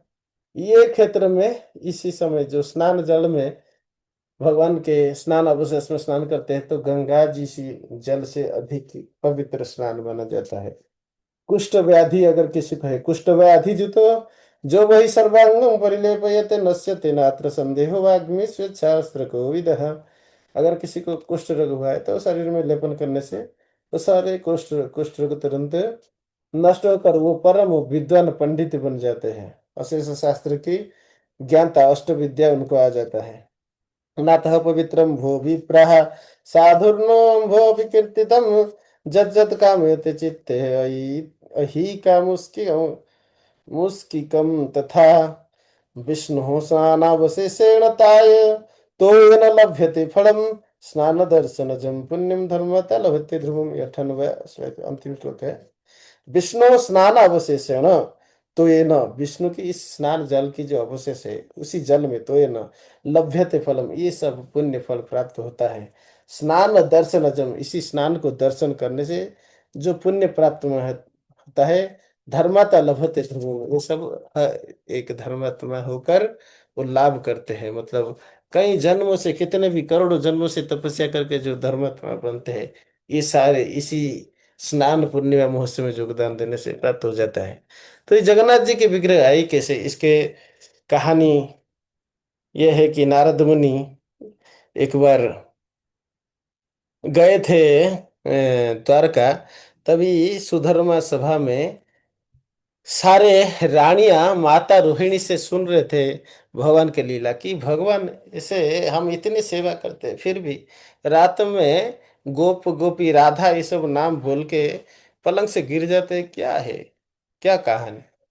माता रोहिणी को पूछे तो माता रोहिणी बोले ठीक है मैं बताऊंगा, लेकिन द्वार में किसी और को यहाँ आने मत देना। अगर कृष्ण बलराम ये आ गए ना तो ये कहानी सुन के वो अपने को रोक नहीं पाएगा और वहा भाव में प्रकट हो जाएंगे, तो हम ये कहानी फिर बता नहीं पाएंगे। तो कौन ये इस द्वार में जगेगा तो सुनेगा, सुनना भी है। तो देखे कि इनके जो ननंद है माता सुभद्रा, ये तो उसी ब्रजपुर में ही था, इनको तो सब पता है। तो ऐसे करते हैं कि उनको ही द्वार देश में रखते हैं। तो बाकी सारे रानी तो सुनना चाहते, तो सारे रानी सुधर्मा हल में जमे हुए सुन सुन रहे थे। माता सुभद्रा द्वार देश में से दो हाथ फैला के रोक के रहे थे। तभी कहानी शुरू हुआ। ये कन्हई कुंटिया लिखते हैं, जो साक्षात नंद महाराज की गौर लीला में नंद महाराज के रूप है, वही ये लिखते हैं उनके नाटक में। महाभाव प्रकाश पुस्तक है। तो ये जब ये लीला व्याख्यान करते तो इसके चार स्तर है। पहले भक्तर महिमा, भक्तिर महिमा, धामर महिमा, भक्तर महिमा, भक्तिर महिमा, धामर महिमा, भक्तिर महिमा, भक्तिर महिमा, भक्ति रस सीमा। इन चार महिमा जब गान करते हैं तो भगवान पूर्ण महाभाव में प्रकट होते हैं, अपने को रोक नहीं पाएंगे। तो माता रोहिणी बोल रहे पहले धाम की महिमा बताते हैं कि यहाँ पे तो देखिए द्वारका में समुद्र की उताल तरंग है, यहाँ पे राजवास है, सब ऐसे है, राजवासी कर्म व्यस्त है, वहाँ पे सब कृष्णमय है। सबका एक ही काम है कि कैसे कृष्ण प्रीति किया जाए। जमुना तो अति उत्कंठ के साथ भगवान के बंशीश्वर और लीला में कैसे सेवा प्रदान करेगी उसके लिए तत्पर रहती है। और सुत्ता सुशीतल निर्मल वायु ये सब प्रदान करके वृंदावन तरुलता जमुना भगवान की सारे लीला में योगदान देते हैं। तो ऐसे धाम की महिमा वृंदावन वहीं का बोलते हैं कि अहो भाग्य नंद ब्रजो को सा एक धूल अगर ब्रज में बन जाए, जैसे उद्धव बोलते हैं कि हमारा जीवन सार्थक हो जाएगा। तो इसी धाम का महिमा बोलते हुए फिर ब्रजपुर वासी की महिमा बोलते हैं। तो जब भी ब्रजपुर वासी के भक्ति के बारे में बोल रहे तो माता ज- जसोदा के बारे में बोल रहे कि जब भी यज्ञ कर रहे थे प्रभास तीर्थ में, जब यज्ञ कर रहे थे तो माता जसोदा आए थे, उनको निमंत्रण नहीं भेजे थे। पद्मा जो देवकी माता के सासू है, नहीं भेजे थे, तो फिर भी वो आए। क्योंकि जो उनके माता पिता है पुत्र के लिए, पुत्र की कोई उत्सव हो रहा है, उसमें माता पिता का निमंत्रण की क्या जरूरी, तो इसलिए आए थे। लेकिन उसको द्वार में रोके गए थे, भगवान यज्ञ में बैठे थे तो नहीं छोड़े थे। तो माता की ये जो डाक है, माता ने बुलाया कि हे कृष्ण, हे कान्हा, तो दौड़ के आ गए। उस समय देवकी रोकना चाहते थे और बुलाते थे कान्हा को रोकने के लिए। माता डाक नाही सुने विपरीत मति, कला कृष्ण काला हला ये बड़ा विपत्ति, माता डाक नाही सुने विपरीत मति। देवकी माता के रोकना, रोक के वो दौड़ दौड़ के जशोदा माता के पास आए थे। उसी समय कृष्ण को लगभग 100 साल से ज्यादा हो गया था। तभी भी माता जशोदा के स्तन से अविरत जो अमृत बहते थे। तो इतने स्नेह सिक्त थे माता जसोदा। तो ये भक्ति के बारे में और भक्त के बारे में महिमा वर्णन कर रहे थे। फिर जगन्नाथ बलदेव दोनों साइड में आके खड़े हो गए। माता सुभद्रा ऐसे हाथ फैलाए है, तो एक साइड हाथ में पूरा जगन्नाथ, एक हाथ में पूरा बलदेव छुप गए। तो ऐसे धाम और महिमा और भक्ति रस सीमा, फिर राधा रानी की जो प्रेम है, गोपियों का जो प्रेम है, उनके लीला माता रोहिणी बताते रहते। सारे रानियां इसको सुन रहे थे। तभी नारद मुनि आके द्वारका पहुंच चुके थे और उन्होंने दर्शन किए अति अद्भुत प्रेममय स्वरूप, जहाँ पे राधा आलिंग्य विग्रह, जिस विग्रह में वो राधा के आलिंगन करते हैं, लेकिन राधा रानी विरह में रहते हैं, राधा रानी को ढूंढते हैं। सारे भक्तों को दोनों हाथ फैला के जगन्नाथ अपने ओर बुला रहे हैं। दारु ब्रह्म, अन्न ब्रह्म, नाम ब्रह्म, ये नित्य विराजमान है परम करुणा प्रदान करने के लिए। जैसे कभी भक्त विरह में और इसी प्रकार के अवस्था में रहते हैं, तो वो ज्यादा कृपाणु होते हैं। इसलिए जगन्नाथ महाकृपाणु है, इसलिए वहां पे अर्धोदय जगह है। हर किसी का दोष को अति सहज में क्षमा कर देते हैं। इसलिए जगन्नाथ से ज्यादा कृपा आप किसी और स्वरूप में प्राप्त नहीं कर सकते। जैसे आप देखेंगे ना, कोई दुखी व्यक्ति दूसरा दुखी का दुख तुरंत समझ लेता है। इसलिए जगन्नाथ उनके सारे भक्तों का दुख अति सहज से समझ जाते हैं। अगर किसी को धर्म अर्थ काम चाहिए दे देते हैं त्रिवर्ग, लेकिन जिसको दे भी देते हैं उसको आगे बढ़ा के मुख्य तक भी ले लेते हैं। लेकिन जगन्नाथ यहाँ तक नहीं रुकते, सबको प्रेम भक्ति जो पंचम पुरुषार्थ है वो भी प्रदान करते हैं। जिसको जैसे चाहे, जो जथा विश्वास प्रथम, जिसको जैसे विश्वास है, जो जिस प्रकार सेवा करना चाहते हैं उसी को उसी रास्ते में जगन्नाथ जी लाते हैं। ये कारण है जगन्नाथ जी की। आप अभी अणवसर की समय है, तो जगन्नाथ जी को आप अलारनाथ में दर्शन करेंगे। महाप्रभु जब दर्शन नहीं कर पाए अणवसर के समय पे, तो समुद्र में जाके झांस देने जा रहे थे, तो भगवान ने वाणी दे, मैं अभी अलारनाथ में हूँ। तो अलारनाथ गए थे, वहां पे जब दंडवत किए थे तो उनके सारे अंग का सारे अंग में ये प्रस्तर सब तरल होकर उनकी देह की पूरा चिन्ह रह गया है। आप अभी जाएंगे तो ये दर्शन करेंगे, पुजारी आपको दर्शन कराएंगे, यही वो विग्रह है। तो ये से भगवान अनेक प्रकार करुणा करते हमें दर्शन देके। तो कैसे पत्थर तरल हो गया है, पशु पक्षी छुरे पाषाण बिदरे सुनी जार गुण कथा। जब गोरोहरि अपने इस राधा भाव प्रेम को प्रकट किए थे, तो झारीखंड जंगल में जो पशु पक्षी थे वो मानव जैसे व्यवहार करने लगे, नर्तन करने लगे। हिंस्र पशु, वहां पे बाघ, वहां पे जो क्या बोलते हैं, छेली गोट, दोनों एक ही साथ कीर्तन करते थे, एक दूसरे को हिंस्र भाव त्याग कर दिए थे। वहां पे जो नदी था वो थम गया था भगवान की इस लीला को श्रवण करने के लिए। तो नदी प्रस्तर बन गया, तो जो प्रस्तर था वो तरल हो जाता था। भगवान के ये जो प्रेम की महिमा है, इसलिए गोरहरि को अंग स्पर्श से ये पत्थर तरल होके ऐसे चिन्ह आ गया था। ये है भगवान जब महाभाव में रहते हैं, तो ये आश्चर्य लीला प्रकट करते हैं। ये जो अणवसर के समय में भगवान के जो शरीर का विशेष सेवा प्रदान किया जाता है। ऐसे एक भक्त था, भक्त थे जो राघवेंद्र स्वामी से है, जो जानना चाहते चाहते थे, तो कि अच्छा, वो गुंडीचा के बारे में था, और एक तांत्रिक था, वो जानते थे कि अणुबसर सभा में सचमुच कुछ होता है क्या। क्यों 15 दिन बंद करके रखते, ये पुजारी लोग को चीटिंग फिटिंग कर रहे थे। राजा को जाके समझाए फुसलाए कि कुछ तो गड़बड़ हो रहा है। तो राजा बोले ठीक है, आप जाके देखा देख के आइए और मुझे प्रमाण दीजिए। तो उन्होंने पहले एक भौरा का रूप लेके अंदर चले गए। तो भौरा के रूप के अंदर चले गए, देखे कि वेदी में पद्मासन में माता लक्ष्मी विराजित है। और वो पद्म के, माता लक्ष्मी को क्या ही देखेंगे, वो पद्म के प्रति आकर्षित होकर पद्म के अंदर चले गए, पद्म बंद हो गया। तो फिर चिल्लाने लगे, जगन्नाथ जगन्नाथ मुझे बचाइए, ऐसे चिल्लाने लगे। तो और फिर शिव जी को, शिव जी का देखते, शिव जी को बुलाए, जगन्नाथ को बुलाए।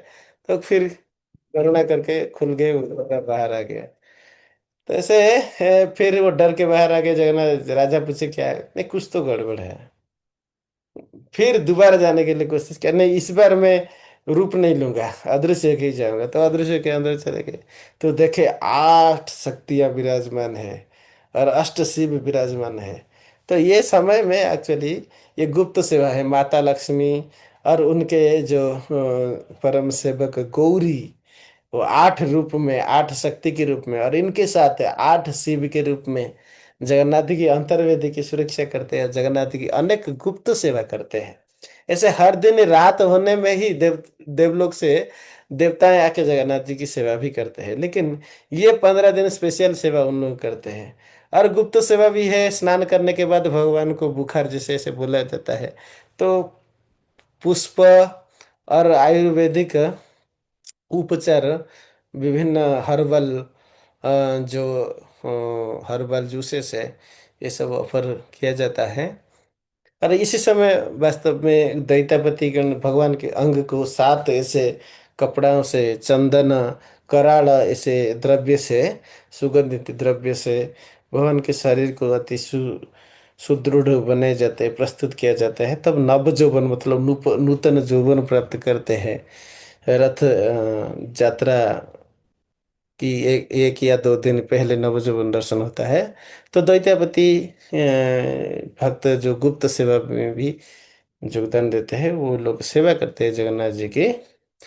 ये अणअवसर जो 15 दिन का रहस्य है। इसी प्रकार जगन्नाथ जी के जो स्नान मंडप के बाद अच्छे से भगवान के स्नान करा के ये करते हैं। अगर किसी को ये महा पुण्य की अवसर लेना चाहिए तो ये अनेक सेवा, अन्नदान सेवा आदि सेवा है।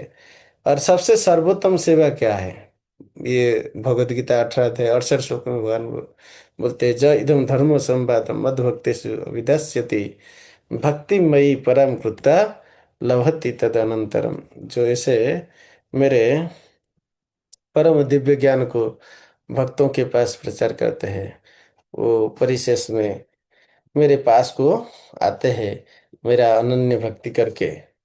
इसलिए प्रचार ही सबसे उत्तम सेवा है। अगर कोई भगवान के भगवत गीता में जो निर्देश दिए हैं अर्जुन को, इसको अध्ययन करेंगे तो अंतिम में हमेशा जो टेक क्या लेना है, what is the take away from all the teachings, पूरा जितने भी समझाए भगवान कृष्ण, अर्जुन को भगवान ने समझाए, तो अंत में उनका सारे निष्कर्ष बताए कि जो ये सीक्रेट ऑफ डिवोशनल सर्विस जो भक्तों को प्रचार करते हैं, उसका भक्ति प्राप्त करना, कैसा भक्ति, प्योर डिवोशनल सर्विस प्राप्त करना गारंटेड है। और शरीर छोड़ने के बाद वो भगवत धाम प्रत्यावर्तन करेगा, वो गारंटेड है। एंड इससे ज्यादा there is no servant in this world more dear than him. भगवान को उससे ज्यादा प्रिय कोई भक्त नहीं है। अब भविष्य में भी ऐसे कोई नहीं होगा। तो आप भगवान के सबसे प्रिय भक्त होना चाहते हैं, तो भगवान का ये जो दिव्य मोस्ट कॉन्फिडेंशियल नॉलेज, हाँ, जिसका तपस्या नहीं है, मतलब जो 4 नियम पालन नहीं करता है, सत्य, दया, तपस्या, सूची, अधर्मी जो है, मीट ईटिंग, गैम्बलिंग करते हैं, इलिसिट सेक्स एंड इंटॉक्सिकेशन करते हैं, अधर्मी है। थोड़ा ऑस्टिरिटी तो चाहिए ही। Those who are not devoted, they are not engaged in devotional service. And those who are enviousness, जो अपराधी है, जो ईर्ष्या करते हैं भगवान के प्रति, जो भक्त नहीं है, सेवा नहीं करते हैं, इन लोगों को बतानी नहीं चाहिए। ऐसे जैसे पवित्र ये हम स्कंद पुराण में पढ़े, जिसको प्रतिमा ज्ञान है, जिनको काष्ठ प्रतिमा ज्ञान है, दारू विग्रह की ज्ञान नहीं है, इसी भक्तों में ये तत्व तो हम प्रचार नहीं करेंगे ना। लेकिन इस प्रचार में आप जो योगदान देते हैं, जो वक्ता है या वो जो श्रोता है, जो बोलने वाला है या जो सुनने वाला है, या इसी प्रकार संवाद जो प्रचार करने की जो संस्था है, जैसे प्रभुपाद ने भक्ति वेदांत इंस्टीट्यूट बनाया, इस्कॉन बनाए, ये सब के जरिए जो भी योगदान आप बना देते हैं, उसी योगदान से आपका भगवान की सबसे प्रिय कर्म आप कर रहे हैं। इससे ज्यादा प्रिय कर्म कुछ नहीं है। ये 68 श्लोक देखिए। ज इदम परमं गुह्यम मद्भक्तेषु अभिधास्यति भक्ति मयि पराम कृत्वा माम एवैष्यति असंशय। असंशय, बिना कोई संदेह आप एष्यति मतलब प्राप्त करेंगे, भगवत धाम को वापस जाएंगे। और इस जन्म में भी अभिधास्यति भक्ति मयि, और अभिधास्यति मतलब जो प्रचार करते हैं भक्ति डिवोशन सर्विस, तो परम कृत्वा आप खुद परम भक्त बनकर फिर धाम को प्रत्यावर्तन करेंगे। तो ये सबसे उन्नत भगवत प्रीति विधान का काम है। भगवान अति स्पष्ट भाषा में बोलते हैं, न च तस्मान् मनुष्येषु कश्चिन में प्रिय कृतम भविता न च मे तस्माद अन्य प्रियतर भुवि। इससे ज्यादा प्रिय दूसरा मेरा कोई नहीं होंगे, आगे भी कोई नहीं होंगे। तो सबसे प्रिय भक्त बनना चाहते हैं तो सेवा कीजिए जगन्नाथ जी की। तो इस प्रकार जगन्नाथ जी की स्नान पूर्णिमा की महिमा हमने यथासंभव आप लोगों को व्याख्या किया। आप इस स्नान पूर्णिमा के अवसर में और भी बहुत सारे डिटेल है, जैसे इस क्षेत्र की महिमा और इस स्नान पूर्णिमा की महिमा, तो आगे हम जब बाकी अध्याय पढ़ेंगे तो आप वो सब श्रवण कर लेंगे। ये शंख क्षेत्र है, ये अति पवित्र क्षेत्र है, और भगवान के हृदय है, और पूरा ये अभ्यंतरीण क्षेत्र है। और इसका जो अंदर भाग है समुद्र में भी है। ये जो क्षेत्र यहाँ पे ही श्री क्षेत्र परिधाम है, यहाँ पे इंद्रद्युम्न सरोवर है, इधर लोकनाथ है। अब परिक्रमा करते हैं ना, नवंबर में परिक्रमा होगा, ये मार्ग ऐसा ही परिक्रमा मार्ग है। तो इस क्षेत्र में सब रोग शोक पाप सबसे मुक्ति प्राप्त होते हैं, और भगवत भक्ति भी प्राप्त होते हैं। स्नान पूर्णिमा की तिथि योगदान करके भगवत धाम प्रत्यावर्तन कीजिए। इसलिए यहाँ पे स्वर्गद्वार है, जहाँ जो भी व्यक्ति यहाँ पे शरीर त्याग करेंगे उसको भगवत धाम प्राप्ति होगा। और जो भी व्यक्ति यहाँ पे शरीर त्याग नहीं किए लेकिन जगन्नाथ के दर्शन किए, कहीं पे भी शरीर त्यागे, उसको भी भगवत भक्ति प्राप्ति होगा। जो जगन्नाथ के दर्शन नहीं किए हैं लेकिन इस धाम को आए हैं, मर गए इस धाम में, तो वो भी भगवत धाम जाएंगे। जो जगन्नाथ दर्शन नहीं किए, इस धाम को मतलब आए हैं लेकिन यहाँ पे मरे नहीं, सिंधु स्नान किया है, तो भी भगवत धाम प्राप्ति होगा। सिंधु स्नान अगर नहीं किया, रोहिणी कुंड के जल स्नान किए हैं, तो उसको भी प्राप्त होगा। हाँ, और भगवान के दर्शन किए, या तो कल्पवट जो 1 किलोमीटर विस्तार रहता है, उसके छाया अगर किसी के ऊपर आ जाए, अभी छोटा हो गया है, पहले पहले नीलाचल पर्वत तो नभस्चुंबी थे, आकाश तक ऊंचाई दिख रहे थे। फिर उसके ऊपर अक्षय कल्पवट, वो भी नभस्चुंबी थे।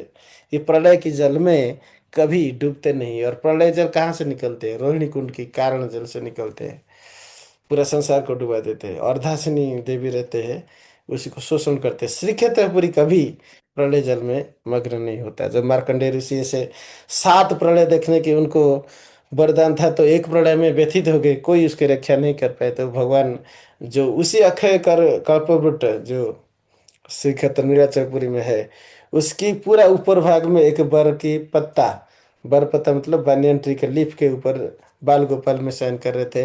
अपना जो पैर का बूढ़ा अंगुली को ऐसे चुसते रहते थे। तभी भगवान ने माता लक्ष्मी के जरिए बोला है कि आप इधर आइए, मेरे मुख के अंदर जाइए। तो उन मार्कंडेय ऋषि भगवान की बाल गोपाल की मुख में गए तो देखे कि पूरा सृष्टि उनके उदर में सुरक्षित है। इधर उधर पूरा घूमे, अंत नहीं पाए, फिर बाहर आए, फिर अंदर गए, 2 बार दर्शन किए। इस प्रकार मार्कंडेय मुनि को बोले ठीक है, ये जो मार्कंडेय गत रहे उधर जाके मेरा द्वितीय स्वरूप शिव जी का आप आराधना कीजिए, क्योंकि वो पहले शिव जी के भक्त थे। तो इसी प्रकार जगन्नाथ श्री क्षेत्रपुरी धाम हर समय विराजमान रहते हैं और हर समय भक्तों को कल्याण देते हैं। इस क्षेत्र को आइए, और कहीं पे भी रह के जब आप इस कथा को श्रवण करते हैं तो क्या होगा कि आप मानस चक्र में ये स्मरण आएगा। जब हम किसी बात बताते हैं तो उस रूप को याद करते हैं। जैसे आपका बेटा का नाम आप लीजिए, तो आपका बेटे का चेहरा भी आपको याद आएगा। इसलिए भगवान का नाम लेते हैं तो भगवान का चेहरा भी याद आता है। श्रीनाम स्मरिल रूप ऐसे संगे संगे नाम रूप भिन्न नहीं नाचे नाना रंगे। नाम और रूप भिन्न नहीं होते, श्रद्धा के साथ लेने से नाम के साथ रूप भी आते हैं। इसी प्रकार कथा श्रवण करने से ये क्षेत्र भी आपकी मानस चक्र में दर्शन आएगा। कहीं दूर रह के भी मानस चक्र में आप इस क्षेत्र को दर्शन करने से इसका कल्याण प्राप्त होता है। इसी प्रकार अगर आप जगन्नाथ जी की प्रसाद नहीं ले पाते हैं, आपको वो सूखा अन्न महाब्रह्म प्रसाद मिल जाता है, जिसको निर्माल्य कहते हैं। एकादशी में आप भोजन करते हैं, उसी से भी आपका मुक्ति हो जाता है। अति सहज में जगन्नाथ मुक्ति प्रदान करते हैं, आपके विश्वास होना चाहिए। अविश्वास होता है तो अपराध भी होता है। ठीक है। जय जगन्नाथ। आगे कई सारे अन्य के वीडियो आप देख सकते हैं। यहाँ पे एक वेबसाइट भी है, जो स्कंद पुराण की कथा हम इसी में लिखते हैं। इसको आप देख सकते हैं, jagannathadarsan.com। ये यूट्यूब वीडियो भी इसी में अपलोड होता है, आप यहाँ से भी उसको सुन सकते हैं। जय जगन्नाथ। पूरा मेनू आपको इधर प्राप्त होगा।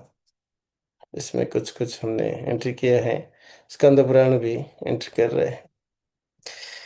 जय जगन्नाथ बलदेव सुभद्रा महारानी की जय। स्नान पूर्णिमा महोत्सव की जय। प्रभुपाद की जय। गुरु महाराज श्रीपाद की जय। निताय गौर प्रेमानंद हरि हरि बोल।